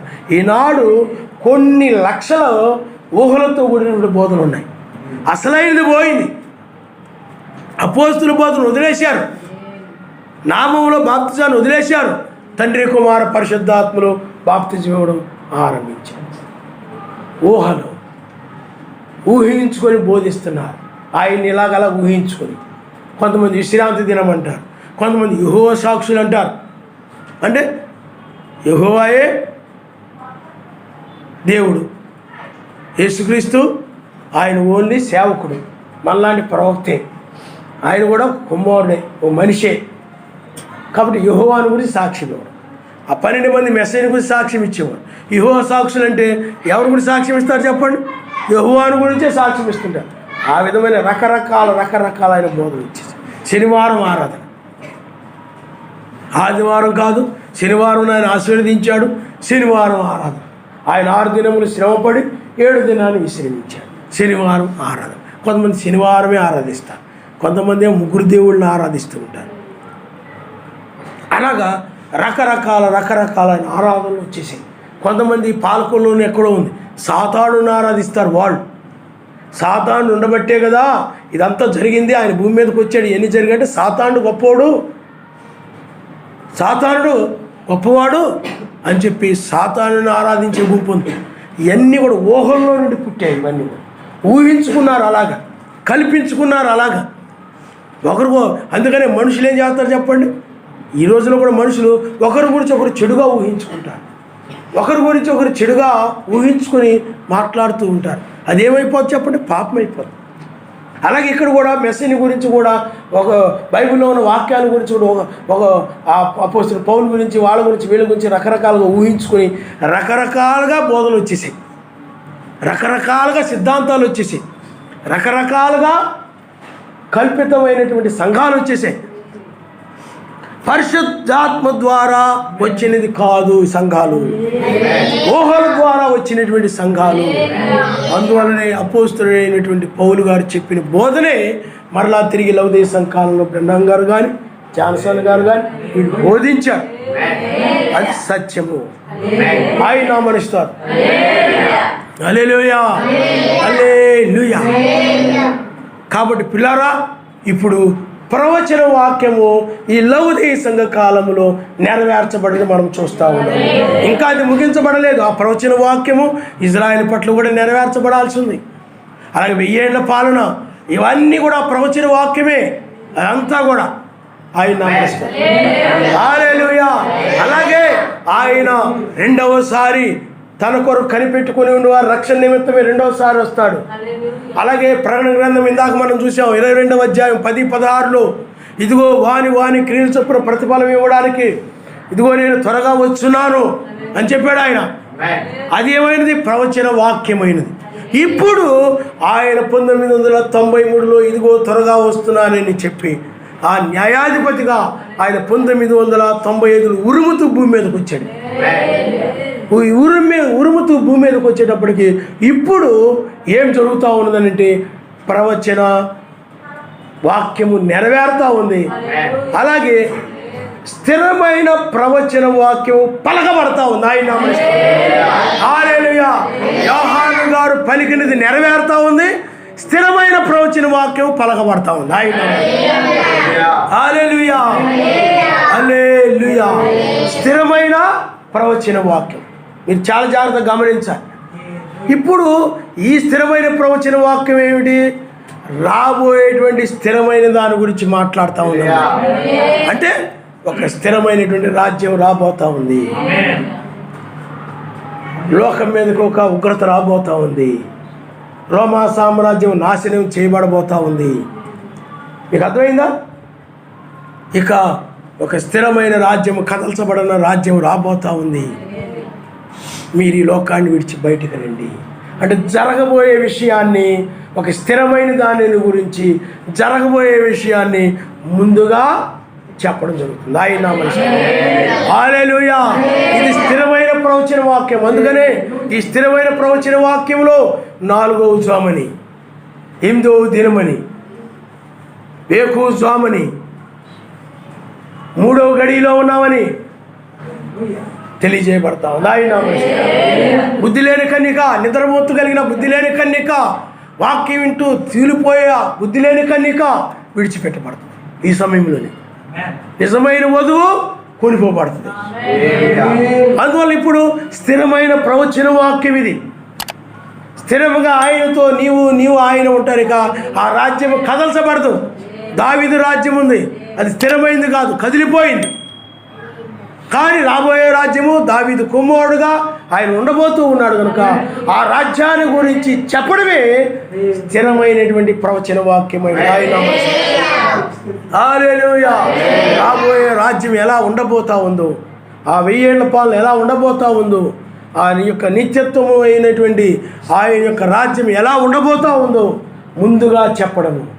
అందుకని ఎప్పుడు ఎత్తబాటు జరుగుతుందో ఎప్పుడు, అందుకని 4వ ఉత్సవము 2025లో ముగుస్తూ ఉంది. తర్వాత శ్రమకాలం భూమి మీదకి రాబోతుంది 2025 తర్వాత. ఇవన్నీ కూడా ఊహించి చెప్పినవి కాదు, పరిశుద్ధాత్మ వల్ల ప్రేరేపించబడి చెప్తాము. పరిశుద్ధాత్మ వలన పలకబడతా ఉన్నవి, పరిశుద్ధాత్మ బయలుపరిచినటువంటి మాటలు. అందుకని సర్వశక్తిమంతుని మూలముగా ఏమండి పలికినటువంటివి మాటలు ఇవి. అందుకని జరగబోయే విషయం నీకు తెలుసు. ఇప్పుడు 1000 ఏళ్ల పాలన ఎప్పుడు రాబోతుందో, రోమా సామ్రాజ్యం ఎప్పుడు నాశనం అవుతుందో, ఈ ప్రపంచం ఎప్పుడు అంతమవుతుందో నీకు తెలుసు. కానీ ఈ లోకానికి ఏమి తెలియదు చెప్పండి? ఇంకా వాళ్ళు నిద్రపోతానే ఉంటారు. లోకంలో ఇంకా తినాలి, తాగాలి, అమ్మాలి, కొనుక్కోవాలి, కట్టుకోవాలి, బాగా పీకల వరకు తినేసి మొత్తులైపోయి ఉంటారు. ఎందుకు వచ్చిన బాధరా బాబు నాకు ఇది, ఈ భక్తి ఎందుకు, ఈ ప్రార్థన ఎందుకు, ఇవన్నీ నాకు ఎందుకు, త్వరగా ముగించేసి నన్ను వెళ్ళమంటే సరిపోదు కదా, నేను వెళ్ళి పడుకుంటూ పోతాను కదా, ఎందుకు ఈ బాధ ఏమండి? అంతేనా కాదంటారు? అది బుద్ధి లేని కన్యక పని. మనం ఏం చేస్తున్నాం చెప్పండి? నెరవేర్చబడుతున్న స్థిరమైన ప్రవచన వాక్యం బట్టి సంతోషిస్తూ ఉన్నాము. అంతేకాదు స్థిరమైన ప్రవచన వాక్యము పలకబడతా ఉన్నాయి. ఇది వధువు పలికేది కాదు, వధువు మౌనంగా ఉంటుంది. యోధా గోత్రము సింహము పలుకుతూ ఉండగా ఈ ప్రవచన వాక్యములు 7 ఉరుములు ఉన్నాయి. ఆయన హల్లెలూయా. 7 ఉరుములు వాటి శబ్దములు పలుకుతూ ఉన్నాయి.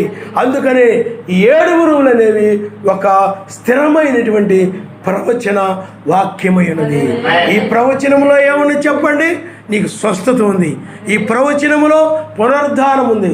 అందుకనే ఇప్పుడు ఈ ప్రవచన వాక్యము ద్వారా మనం ఇప్పుడు హిందూ దినములో తెల్లవారుజాములో మనము 3 గడియలు మనం ఉన్నామని మనం గ్రహించగలుగుతున్నాం. ఆయన హల్లెలూయా.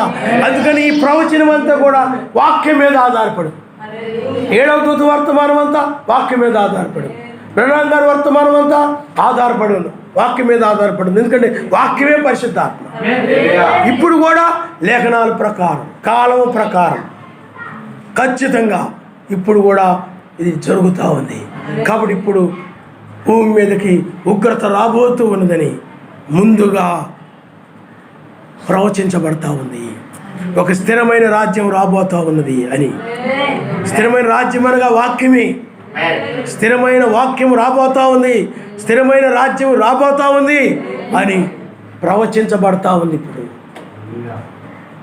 నీతిమంతులైన వారు, ఆయన ఏర్పాట్లో ఉన్నవారు, గొర్రెపిల్ల జీవగ్రంథంలో ఎవరి పేర్లు అయితే రాయబడ్డాయో వారందరూ కూడా ఇప్పుడు ఈ స్థిరమైన ప్రవచన వాక్యం కిందకు వస్తారు. ఈ నీతి సమాధాన పరిశుద్ధాత్మ ఆనందం కలిగి రాజ్యంలోకి వస్తారు. ఈ రాజ్యంలో ప్రవేశించి ఉగ్రత నుండి తప్పించుకొని పైకి వెళ్ళిపోతారు. ఈ ఊహించుకున్న వాళ్ళు ఉన్నారు చాలామంది. మత్స్య సంఘాల పక్కన తీసిపడేయండి. బ్రహ్మాం గారు వర్తమానంలోని, జాన్సన్ గారు వర్తమానంలోని ఊహించుకున్న వాళ్ళు ఉన్నారు. ఎలా ఊహించుకున్నారు? 1963లో దర్శనము జరిగితే 2వ రాకడని ఊహించుకున్నారు. 2వ రాకడ జరిగిపోయిందని కొంతమంది ఊహించుకున్నారు. కొంతమంది ఎలా ఊహించుకున్నారు? బ్రహ్మాం గారి పరిచర్యలో హృదయ రహస్యాలు చెప్పడం, అలాగే మర్మాలు బయలుపరచబడడం, స్వస్థతలు, చనిపోయిన వాళ్ళు లేపబడడం, ఇలాంటి గొప్ప కార్యాలను జరిగాయి. కాబట్టి బ్రహ్మాం గారు కూడా క్రీస్తే ఆయన మెస్సయే అని చెప్పి ఆయన్ని ఆరాధిస్తూ ఉన్నారు. ఇప్పుడు బ్రెనహం గారి సంఘాలు అంటే మెస్సయ్య తర్వాత ఈయన ఇంకొక మెస్సయ్య అంటే ఇద్దరు ఉన్నారు అంటున్నారు. ఇప్పుడు మరి రెండు తలకాయలు ఉంటాయా? తలరాయి ఒక్కటే, అంతేగాని ఇద్దరు లేరు, ఇద్దరు లేరు, ఒకడే. ఆయనే రక్షకుడు, ఇద్దరు లేరు. అందువలన వాళ్ళు ఏమంటున్నారంటే మెస్సయ్య ఒక రక్షకుడు, ఇప్పుడు ఈ లౌదేయ సంఘాల బ్రెనహం గారు కూడా రక్షకుడే, అందుకని ఆయన కారు ప్రమాదంలో మరణించారు, మన కోసం రక్తం చిందించాడు అంటున్నారు. అందుకని బ్రెనహం గారు పుట్టినరోజు జరుపుతున్నారు. ఇది నిజమైన క్రిస్టమస్ అంటున్నారు. మెస్సయ్య పుట్టినరోజు జరుపుతుంటారు, మత్స్య సంఘాలు క్రిస్టమస్ అని. బ్రెనహం గారి పేరు మీద జరుపుతుంటారు పుట్టినరోజు. వీళ్ళు ఎలా ఊహించుకున్నారు? వీళ్ళు బ్రెనహం గారిని ఎలా ఊహించుకున్నారు చెప్పండి? మెస్సయ్యలాగా ఊహించేసుకున్నారు. ఊహలతో కూడినటువంటి ఆరాధన అది, కల్పితమైన ఆరాధన అది. 1963లో రెండవ రాకడ జరిగిపోయిందని ఊహించుకున్నారు. అది ఒక కల్పితమైనటువంటి ఆరాధన. ఇంకో గుంపు ఉంది, కొనసాగింపు పరిచర్య గుంపు ఉంది. ఆ గుంపు ఏమిటంటే మరలా ఇప్పుడు అపోస్తులు ఎలాగైతే ప్రపంచం మొత్తం సువార్త ప్రకటించారో ఇప్పుడు కూడా అలాగే సువార్త జరుగుతుందని ఆ గుంపు నమ్ముతారు. ప్రతి 2000 సంవత్సరాలకు ఒక మార్పు జరిగింది, ఒక అంతం వచ్చింది. అది పక్కన పడేసి ఆ వాక్యాన్ని పట్టించుకోకుండా ఇంకా ప్రపంచానికి సువార్త మరలా అపోస్తుల కాలంలో మరి బ్రెనహం గారి పరిచర్య జరిగింది, మరలా జరుగుతుందని, ఇది కొనసాగుతుంది ఆ పరిచర్య అని. ఆ కొనసాగింపు పరిచర్య ఆ గుంపు ఒకటి మీకు అర్థమైంది. అలాగే వధువు రాకడనే గుంపు ఉంది. చూడండి, ఇవన్నీ ఊహించుకొని పుట్టినవి, లేఖనాధారాలు లేవు వీటికి, లేఖనాధారాలు లేవు. ఊహతో వచ్చినటువంటి బోధలు ఇవి, ఊహతో వచ్చినటువంటి సంఘాలు ఊహతో వచ్చి ప్రవచిస్తున్నారు, ఏదేదో చెప్తున్నారు. ఇంకా కొంతమంది ఉన్నారంటే వధువు రాకడా అంటే నీతి సూర్యుని రాకడా వధువు ద్వారా జరుగుతూ ఉంది, సంఘం ద్వారా జరుగుతూ ఉంది. ఇప్పుడు ఆయన సంఘంలో ఆయన కొమ్మరించుకుని ఇప్పుడు సంఘంతో రాకడ జరుగుతుంది, వధువు రాకడా. ఇప్పుడు వధువు పలుకుతూ ఉంది అని అదే వధువే అమ్మగారు అనేటువంటి బోధ, ఈ రకమైన బోధ వచ్చేసింది. ఇలాగ ఊహించుకొని రకరకాల బోధలు వచ్చేసాయి. అందరూ ఆ ఊహలను బట్టి తేలిపోతూ ఉన్నారు. పరలోకం వెళ్ళిపోతారు. ఊహల్లో తేలిపోతున్నారు, వెళ్ళిపోతారని. కానీ వాక్యాధారాలు లేవు. బ్రెనహం గారు చెప్పిన దానికి వీళ్ళు చెప్పిన దానితో బ్రెనహం గారు ఏం చెప్పారండి, 1963లో జరిగినటువంటి ఆ దర్శనం, ఆ మేఘము అతీతమైన పరిశుద్ధ పర్వతం మీద జరిగినటువంటి దర్శనం లాంటిది అని చెప్పాడు. అంతేగా రెండవ రాకడని చెప్పలే ఆయన, ఎక్కడా రెండవ రాకడని చెప్పాలి. కానీ వీళ్ళు ఊహించి కల్పించేశారు. బ్రెనహం గారు ఏం చెప్పారు, నేను మీ సహోదరుని, నేను మీ రక్షకుడు కాదు, నన్ను క్రీస్తుని చేసినట్లయితే మీరు నన్ను నరకానికి పంపుతున్నారు, నేను క్రీస్తును కాదు నీ సహోదరుని అన్నాడు. కానీ క్రీస్తుగా మార్చేశాడు. ఊహించాడు, కాదు నువ్వు క్రీస్తు అంటున్నా, ఆయన కాదన్నా కానీ వీళ్ళు ఒప్పుకోవట్లేదు. ఇలాగా కల్పితమైనటువంటి బోధలు వచ్చేసాయి. కొంతమంది ఏమంటున్నారండి, వధువే మధ్యవర్తి అంటున్నారు. వధువే మధ్యవర్తి. మనం ఇప్పుడు అది రోమన్ క్యాథలిక్ విధానం. వీళ్ళు తెలియకుండానే రోమన్ క్యాథలిక్ మార్గంలోకి వెళ్ళిపోయారు. వీళ్ళు రోమన్ క్యాథలిక్లు ఏం చేస్తారంటే మెస్సయ్య దగ్గరికి వెళ్ళాలంటే మరియమ్మ ద్వారా వెళ్ళాలంటారు. వాళ్ళు మరియమ్మ ద్వారా కలుసుకోవాలంటారు. ఇప్పుడు అదేవిధంగా వీళ్ళు ఏమంటున్నారండి, వధువు ద్వారా వెళ్ళాలంటున్నారు, వధువు ద్వారా రక్షణ కలుగుతుంది, వధువు మధ్యవర్తి అన్నారు. మరి వధువే రక్షించబడేది అయితే వధువు ఇంకెవరికి మధ్యవర్తి ఎలా అవుతుంది? ఇద్దరు వధువులు ఉన్నారండి, ఇంతమంది వధువులు ఎక్కడున్నారు? లేరు. అదేమంటే అంటారండి, ఎస్తేరు మధ్యవర్తిగా ఉంది, ఇప్పుడు వధువు కూడా అలా మధ్యవర్తిగా ఉందంటున్నారు. ఎస్తేరు ఎవరికి మధ్యవర్తిగా ఉంది? యూదులు ఉన్నారు, ఎస్తేరు. ఇప్పుడు అక్కడ అలా లేరు కదా, మరి అందరూ కలిసి వధువై ఉన్నారు, ఇంక వేరే వధువు లేదు, ఇంకొక వధువు మధ్యవర్తిగా ఉండడానికి. ఇంతకు ముందు అయినట్లయితే ఆయన మధ్యవర్తిగా ఉన్నాడు, మనకని సర్వశక్తిమంతుని మధ్యవర్తిగా ఉండి ఆయన రక్తము చిందించి ఆయన మన విజ్ఞాపన ఆయన దగ్గర తీసుకుని వెళ్ళేవాడు. ఇప్పుడు ఆయన దిగొచ్చేసాడు. ఇప్పుడు యోధాగోత్ర సింహముగా మన మధ్య ఉన్నాడు. ఆయన బయలుపరచబడి వాక్యముగా ఆయన ఉన్నాడు. అందుకనే స్థిరమైన ప్రవచన వాక్యము బయలుపరచబడతా ఉంది. అదే మూడవ ఈడ్పు. అయితే మరి ఇప్పుడు బయలుపరచబడుతుంది. ఇప్పుడు ఆయన మన మధ్య ఉండి ఆయన నడిపిస్తూ ఉన్నాడు. ఇంకా మధ్యవర్తి ఎవరు అవసరమో లేదు. ఆయన నామనిస్తాడు. హల్లెలూయా, హల్లెలూయా. ఇప్పుడు ఆయనే స్వయంగా రక్షించేవాడుగా ఉన్నాడు. కాబట్టి పిల్లారా, ఇలాంటి కల్పిత బోధలన్నీ కూడా బ్రహ్నాం గారి చర్చిలో వచ్చేసాయి. ఊహించుకొని, అందుకని ఊహ ఎల్లప్పుడూ కేవలము ఊహల్లోని పుట్టే ఆలోచనలు ఎల్లప్పుడూ కేవలము చెడ్డ. ఊహను బట్టి చెప్పుడు వల్ల ప్రవచనము పుట్టదు. అవి ప్రవచనాలు కావు. వధువు పలుకుతూ ఉంది, వధువు పలుకుతూ ఉందని చెప్తున్నారు చాలామంది. ఆయన లేఖనాలు బట్టి మనం చూసినట్లయితే వధువు రెండవ రాకడలో పలకదు, కానీ ఆమె మౌనముగా ఉంటుంది. ఆయన మౌనంగా ఉండడం అంటే ప్రార్థించడం. అందుకని ఆ పరిశుద్ధ పర్వతం మీద ఆయన నుండి ప్రార్థిస్తూ ఉన్నప్పుడు ఆ శరీరం ఏమైపోయింది చెప్పండి? మారిపోయింది. ఇప్పుడు కూడా విన్న వాక్యమును బట్టి నువ్వు ప్రార్థించుకుంటూ ఉన్నప్పుడు అప్పుడు ఏం జరుగుతుందంటే నీ శరీరం కూడా మారి పైకి వెళ్ళిపోతుంది. ఆయన నాకు భూ సంబంధం వాటి మీద మనసు తీసేసేయి, నాకు నీ వాక్యం మీద మనసు కలిగి ఉండాలని సహాయం చేయను. ఆయన ఎప్పుడైతే నువ్వు ప్రార్థించుకుంటూ ఉంటావో అప్పుడు నీ మనసు భూ సంబంధం వాటి మీద పోయి పరలోక సంబంధం వాటి మీద ఉంటుంది. అప్పుడు ఈ శరీరం కూడా మారి వెళ్ళిపోతుంది. ఆ రావాలంటే దేని ద్వారా వస్తుంది? అది మనసు మార్పు జరుగుతుంది. ఉదయం మార్పు జరుగుతుంది, ప్రార్థన వల్లే జరుగుతుంది. ప్రార్థన వల్లనే నీ జీవితం మారుతుంది. ప్రార్థన వల్లనే నీతి, సమాధానము, పరిశుద్ధాత్మ ఆనందాన్ని పొందుకుంటారు. ప్రార్థన లేని వాళ్ళు ఈనాడు చాలామంది వధువు ప్రవశిస్తుందని ప్రార్థన లేని జీవితాలు గడుపుతూ ఉన్నారు చాలామంది. ఎల్లప్పుడూ ప్రార్థన చేయాలి, నిత్యము ప్రార్థన చేయాలి. కాబట్టి ఇప్పుడు ఈ ఊహల్లో తేలి ఆడుతున్నటువంటి ఈ మత్స్యాల సంఘాలు కానీ, బ్రహ్నాం గారి సంఘాల్లో ఉన్నవాళ్ళు కానీ కొంతమంది ఏమన్నారండి, అసలు ఎత్తబాటు జరిగిపోయింది అన్నారు. అసలు వెళ్ళిపోయింది వధువు, మరి భూమి మీదకి ఎందుకు ఉన్నాడు చెప్పట్లేదు. ఎత్తబాటు జరిగిపోయింది అన్నారు బ్రహ్నాం గారి చర్చిలో కొంతమంది. వాళ్ళు ఎందుకున్నారు మరి భూమి మీద? ఇలాగ రకరకాలుగా ఊహించుకునేటువంటి కల్పిత బోధలు భూమి మీద ఉన్నాయి.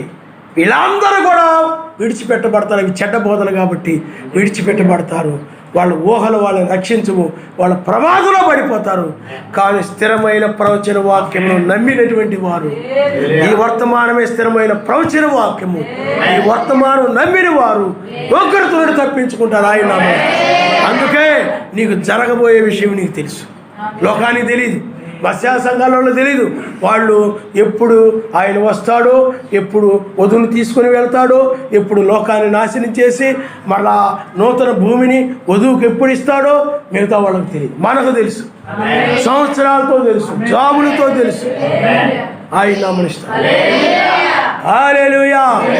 అందుకని ఇది స్థిరమైన ప్రవచన వాక్యం, సర్వశక్తిమంతుని మూలముగా పలకబడుతున్నటువంటి మాట. ఆయన నామనిస్తాడు. పరిశుద్ధాత్మ ద్వారా పలకబడుతున్నటువంటి, కానీ ఇది ఊహల ద్వారా కొనసాగుతున్న బోధలేదు. మరి బ్రహ్నాం గారు క్రీస్తుని చెప్తున్నట్టు ఊహించుకో, ఊహ కదా మరిది, ఊహతో కూడిన బోధ. ముగ్గురు దేవుళ్ళు అన్నారు, ఊహది. నీ వాక్య ఆధారం ఉందా? లేదు. అందుకనే ఊహల్లో తేలిపోతున్నాయి అన్నీ కూడా, సంఘాలని పరలోకం వెళ్ళిపోతున్నాయి, భ్రమపరిచే ఆత్మది. కానీ మనం వాక్య ఆధారాలు ఉన్నాయి, మనకి కళలు ఉన్నాయి, మనకి అంటే బైబిల్ చదవకముందే ఆ కళలు ఆయన ఇచ్చాడు. రాత్రి ప్రార్థన చేసుకుని పడుకున్న తర్వాత 1 గంట దాటిపోయింది ఆ సమయం అనుకుంటున్నాను. అప్పుడు ఇలాగ నేను నిలబడి ఉన్నాను. కొంచెం ఎత్తులో, నేల మీద కాకుండా కొంచెం ఎత్తులో ఏలియా ఉన్నాడు అక్కడ. మీకు అర్థమవుతుందండి? ఆ పైనుండి ఆ పలచటి మేఘము, అగ్ని ఉంది కొంచెము, అది గాలి వలె వచ్చి, సుడిగాలి వలె వచ్చి ఆ ఏలియా దగ్గరకు వచ్చినప్పుడు మేఘంగా మారిపోయి, మరలా నా దగ్గరకు వచ్చేటప్పటికి ఆ మేఘం అలాగే ఉండి ఆ తర్వాత కనబట్టలేదు. 3 సార్లు జరిగింది అలా. తర్వాత మెలకు వచ్చి టైం ఎంత అయింది చూస్తే అప్పుడు 1:30 ఎంత అయింది. ఎందుకు చెప్తున్నానంటే ఏలియా తర్వాత వర్తమానం ఇదే అని ఆయన రుజువు చేస్తాడు. అలాంటి ఇచ్చి మరలా ఆయన ధైర్యపరుస్తున్నాడు. ఆయన హల్లెలూయా. 3 సార్లు రాత్రి. మీకు అర్థమవుతుందా? కాబట్టి పిల్లారా, అందుకనే మనం అలాగేలా ఊహించుకొని నడవడం లేదు. మనం వాక్యం గురించి మనం ఊహాగానాలు చేయం. అందుకని ఏమి ఊహించకుండా ఆయన బయలుపరుస్తాడు. ఊహించామా రెండవ రాకడ గురించి? లేదు, ఆయన కళ్ళలో చూపించాడు. చూపించిన దాని ప్రకారం లేఖనాల్లో ఉన్నాయి.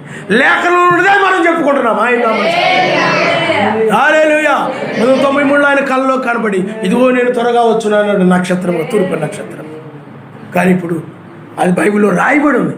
నేను చదవకముందే చూపించబడింది. బైబిల్లో రాయబడి ఉంది దాని గురించి. 4 జాముల గురించి బయలుపరిచాడు ఆయన. బైబిల్లో ఉన్నాయి 4 జాములు. మనకు ఏదైనా బయలుపరిస్తే వాక్యానికి సరిపోవాలి. కొంతమంది స్త్రీలు నన్ను బోధించమంటున్నాడు అంటారు, కళ వచ్చిందంటారు. నేను పెద్ద ప్రసంగం చేస్తున్నట్టు, చాలామంది పరలోకం వెళ్ళిపోతున్నట్టు కళ వచ్చిందంటారు. నేను చాలామంది పరలోకం తీసుకుపోయి వెళ్ళిపోతున్నట్టు కళ వచ్చిందని బోధిస్తుంటారు కొంతమంది బోధకురాండ్రు. కానీ వాక్యం దగ్గరికి వచ్చి వాక్యం సరిపోద్దా? లేదు. బైబిల్లో స్త్రీ అధికారం చేయకూడదు, ఉపదేశించకూడదని చెప్పినప్పుడు ఏ విధంగా కళ ఆయన ఆ విధంగా ఇస్తాడు? కళలో ఒక రకంగా, బైబిల్లో ఒక రకంగా చెప్పడు ఆయన. ఇవన్నీ కూడా కల్పితమైనటువంటి, సాతాను సంబంధమైనటువంటి, ఊహించుకునేటువంటి బోధలు ఇవి. ఊహల ద్వారా అలాంటి కళలు వస్తూ ఉంటాయి. కానీ మనం ఎప్పుడూ ఆ నక్షత్రాన్ని గురించి ఊహించలేదు. ఇదిగో నేను త్వరగా వచ్చినాను ఆ నక్షత్రం తూర్పును కనబడి. బైబిల్ చదవలేదు, చదవకముందే తెలియజేశాడు ఆయన. అందువల్లనే 7వ దూత తర్వాత వర్తమానం ఇదే. నువ్వు ఎత్తబడాలంటే, రక్షించబడాలంటే ఇది పరిశుద్ధాత్మ ప్రేరేపణ చేత పలకబడుతున్నటువంటి స్థిరమైన ప్రవచన వాక్యం. ఆయన హల్లెలూయా. ఊహించి చెప్పడం కాదు ఇది. ఉగ్రత రాబోతుంది, జరగబోయే విషయాన్ని ఊహించి చెప్పడంలా. నోకాలం 120 సంవత్సరాలు ఉన్నాయి. సాయంకాలం 1906 నుండి ఆరంభమైందని బ్రహ్మాం గారు చెప్పారు. ఆయన 65లో నిద్రించారు. 30 సంవత్సరాలు జాన్సన్ గారు నిద్రించారు. సేమ్. అందుకని 2025కి 120 సంవత్సరాలు ఖచ్చితంగా వస్తాయి. నోహు 8వ దినంలో ఓడలోకి వెళ్ళాడు. లోతు తెల్లవారుజామున సొదొమ గొమొర్రా విడిచి బయటకు వచ్చాడు ఆయన. సేమ్ ఇప్పుడు కూడా 8వ దినము నోహు దినములో, లోతు దినంలో జరిగినట్లుగానే జరుగునాను. అందుకనే లోతు తెల్లవారుజామున సోయరికి వెళ్ళాడు. అప్పుడు జలప్రళయము అగ్ని గంధకాలు కురిశాయి. 8వ దినంలో ఓడలోకి వెళ్ళాడు నోహు. అలాగే లోతు సొదొమ గొమొర్రా నుండి బయటికి వెళ్ళిపోయాడు. వాడు బయటికి వెళ్ళిపోయిన వెంటనే ఉగ్రత వచ్చేసింది. సేమ్ ఇప్పుడు అదే జరుగుతూ ఉంది. ఇప్పుడు కూడా మనం తెల్లవారుజాములో ఉన్నాం కాబట్టి అప్పుడు ఎలా జరిగిందో ఇప్పుడు కూడా అలా జరుగుతుంది. ఆ దినములో జరిగినట్లు ఈ దినములో జరుగుతుందని ఆయనే చెప్పాడు. కాబట్టి ఆయన నోహు దినములో జరిగినట్లుగానే ఇప్పుడు కూడా 2వ రాకడలో కూడా జరుగుతుందని చెప్పాడు ఆయన. కాబట్టి ఇప్పుడు మనము తెల్లవారుజాము తర్వాత ఉగ్రత ఉందని మనం చెప్తున్నాం. నాశనం ఉంది, శ్రమలు ఉన్నాయి, మోషేయులు వస్తారు. అది ఇజ్రాయేలుకు సూర్యోదయం. అది అందుకని పొద్దు పొడిచినప్పుడు ఇజ్రాయేలీలు చూడండి వేకుజామున ఎర్ర సముద్రము దాటి ఉట్టుకు వెళ్ళిపోయారు. మనం కూడా వేకుజామున పైకి వెళ్ళిపోయాం. ఛాయలు ఉన్నాయి బైబిల్లో. పొద్దు పొడిచెను అని ఉంది, సముద్రం తిరిగి పొర్లింది. సేమ్ మనం ఎత్తబడిన తర్వాత మోషేయులు వస్తారు, ఉగ్రత వచ్చేస్తారు. ఛాయలు ఉన్నాయా లేవా? అప్పుడు అవేవో ప్రకృతి సంబంధమైన జాములవి. ఇది ఆత్మ సంబంధమైన దినం. ఆత్మ సంబంధమైన దినము జాము. ఎందుకంటే బైబిల్లో ఆత్మ సంబంధంగా వేకు చుక్కు గురించి ఉంది, సాయంకాలము నక్షత్రం గురించి ఉంది. సాయంకాల నక్షత్రం ఎవరండి? బ్రహ్మాం గారు. అందుకని అస్తమయ కాలం వెలుతురుండున్నాడు. దాని మీద ఆయన సాయంకాల వర్తమానం అని, సాయంకాలం దూత అంటారు ఆయన్ని, సాయంకాలం వర్తమానికుడు అంటారు. అందుకని ఎలియాజరు సాయంకాలం రెబ్బకాని కలిశాడు. తెల్లవారుజాము వచ్చేటప్పటికి ఎదుర్కొన్నాడు ఆయన. ఎవరు? రెబ్బకా. మనం కూడా ఇప్పుడు ఎదుర్కొనే కాలంలో మనం ఆ ఛాయలను బట్టే మనకి ఈనాడు బయలుపరిచాడు. అందువల్ల జరగబోయేది మనకు తెలుసు. ఆయన ఎదుర్కోబోతున్నామని మనకు ఎదుర్కొనే సమయం అని మనకు తెలుసు. ఉగ్రతను తప్పించుకునే సమయం ఇదని మనకు తెలుసు. ప్రపంచం మీదకు మోషేయులు రాబోతున్నారని తెలుసు. ఉగ్రత రాబోతుందని తెలుసు. నాశనం, రోమా సామ్రాజ్యము నాశనం చేయబడుతుందని కూడా మనకు తెలుసు. ఎందుకంటే దానియేలు గ్రంథములో చేతి సహాయం లేకుండా తీయబడిన రాయి 4 రాజ్యాలు ఉన్నాయి. బబులోను సామ్రాజ్యము, గ్రీకు సామ్రాజ్యము, మాది పారసీక సామ్రాజ్యం, యొక్క రోమా సామ్రాజ్యం.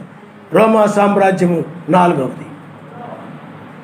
చేతి సహాయం లేని రాయి వచ్చి ఆ పాదంలో పడినప్పుడు అది కూలిపోయింది. అందుకని ఇప్పుడు మనం రోమా సామ్రాజ్యం కింద ఉన్నాం. అందుకని ప్రపంచం మొత్తం కూడా రోమన్ క్యాథలిక్ పోపు చేతిలో ఉంది. పోపు కిందే నడుస్తూ ఉంటారు ప్రధానమంత్రులు, ముఖ్యమంత్రులు, అధ్యక్షులు అందరూ కూడా. అందుకని పోపుని ప్రపంచ శాంతిదూత అని పిలుస్తూ ఉంటారు. ఇది రోమా సామ్రాజ్యం కింద ఉంది. ఒకటి ఆ రాజ్యం కూల్చివేయబడుతుంది. రోమన్ క్యాథలిక్ సంఘం కానీ, అదే మహావేశ్య అని ఉంది బైబిల్లో. ప్రకటన గ్రంథం 17వ అధ్యాయంలో అది కూల్చివేయబడుతుంది అని ఉంది. ప్రకటన గ్రంథం 17వ అధ్యాయం. కాబట్టి పిల్లారా, ఇక సమయం లేదు, ఇంక ఉగ్రత రాబోతుంది. దాని నుండి తప్పించుకోవాలంటే నీవు మౌనముగా ఉండి నువ్వు అడగడమే, అయినా హృదయ శుద్ధి, నా హృదయాన్ని శుద్ధి చేయి. చాలామంది శరీరాన్ని బాగా శుద్ధి చేసుకుంటారు. చాలామంది లోకంలో మనుషులు అబ్బో చాలా అది మంచిదేనే కాదంటలేదు. దానికంటే ముఖ్యముగా నీ హృదయంలో ఏ పాపము లేకుండా, ఏ పాపపు వేరు లేకుండా ఆయన నీ హృదయంలో ఉండాలి. ఆయన నామస్మరణ. ఆయన ఉంటే నీ హృదయం శుద్ధిగా ఉన్నట్టే. ఆయన ఎక్కడ ఉంటాడో, పరిశుద్ధాత్మ ఎక్కడ ఉంటే ఆ శరీరము పరిశుద్ధమైనటువంటి ఆలయం. హల్లెలూయా, హల్లెలూయా. కాబట్టి నీ హృదయాన్ని ఇప్పుడు శుద్ధిగా ఉంచుకో, నీతి కలిగి ఉండు, సమాధానం కలిగి ఉండు. పరిశుద్ధాత్మ నీ హృదయం ఆనందిస్తూ ఉండాలి. అందుకని పరిశుద్ధాత్మ ఆనందం ఏంటంటే కళ్ళతో చూసి ఆనందించేది కాదు. మీకు అర్థమవుతుందండి? ఆ మంచి చెట్టు పూలతో కనపడింది అనుకోండి, అబ్బా ఎంత బాగుందో అని నువ్వు ఆనందించవచ్చు. కానీ ఇది అలా కాదు. నీ పట్ల ఆయన చూపిస్తున్న ప్రేమను బట్టి ఆనందిస్తూ ఉంటావు. అవును, నిజమే. లోకంలో అందరూ కూడా ఆయన మరుగు చేసి పసి బాలురైనటువంటి మాకు ఈ రెండవ రాకడను బయలుపరిచాడు. ఎంత ప్రేమ అని ఆ ప్రేమను బట్టి ఆనందిస్తూ ఉంటావు. ఆయన హల్లెలూయా, హల్లెలూయా. కాబట్టి పిల్లారా, ఆలోచన చేయండి. ఇప్పుడు మనము స్థిరమైన ప్రవచన వాక్యము పరిశుద్ధాత్మ మూలముగా పలకబడతా ఉంది. ఊహలను బట్టి మనము నడవడం లేదు, ఏదో ఊహించుకొని కల్పించుకొని వెళ్ళడం లేదు. లేఖనాధారాలు ఉన్నాయి. కాలం కూడా సరిపోతూ ఉంది. మీకు అర్థమవుతుందండి? ప్రతిదీ కూడా సరిపోతూ ఉంది. కాబట్టి పిల్లారా, ఆలోచన చేయండి. బ్రహ్మాం గారి తర్వాత వర్తమానం ఇదే అని ఆయన రుజువు చేస్తూ వస్తున్నాడు. ఆయన తల్ల ఉంచుకోండి, మనం ప్రార్థన చేసుకుందాం. వాక్యాన్ని నువ్వు పాటించు. ఇతర పట్ల నీ ఊహలను నెరవేర్చొద్దు, నీ ఊహలను బట్టి నడవద్దు. వాక్యం ఏం చెప్తుందో దాని ప్రకారం నువ్వు చేయి.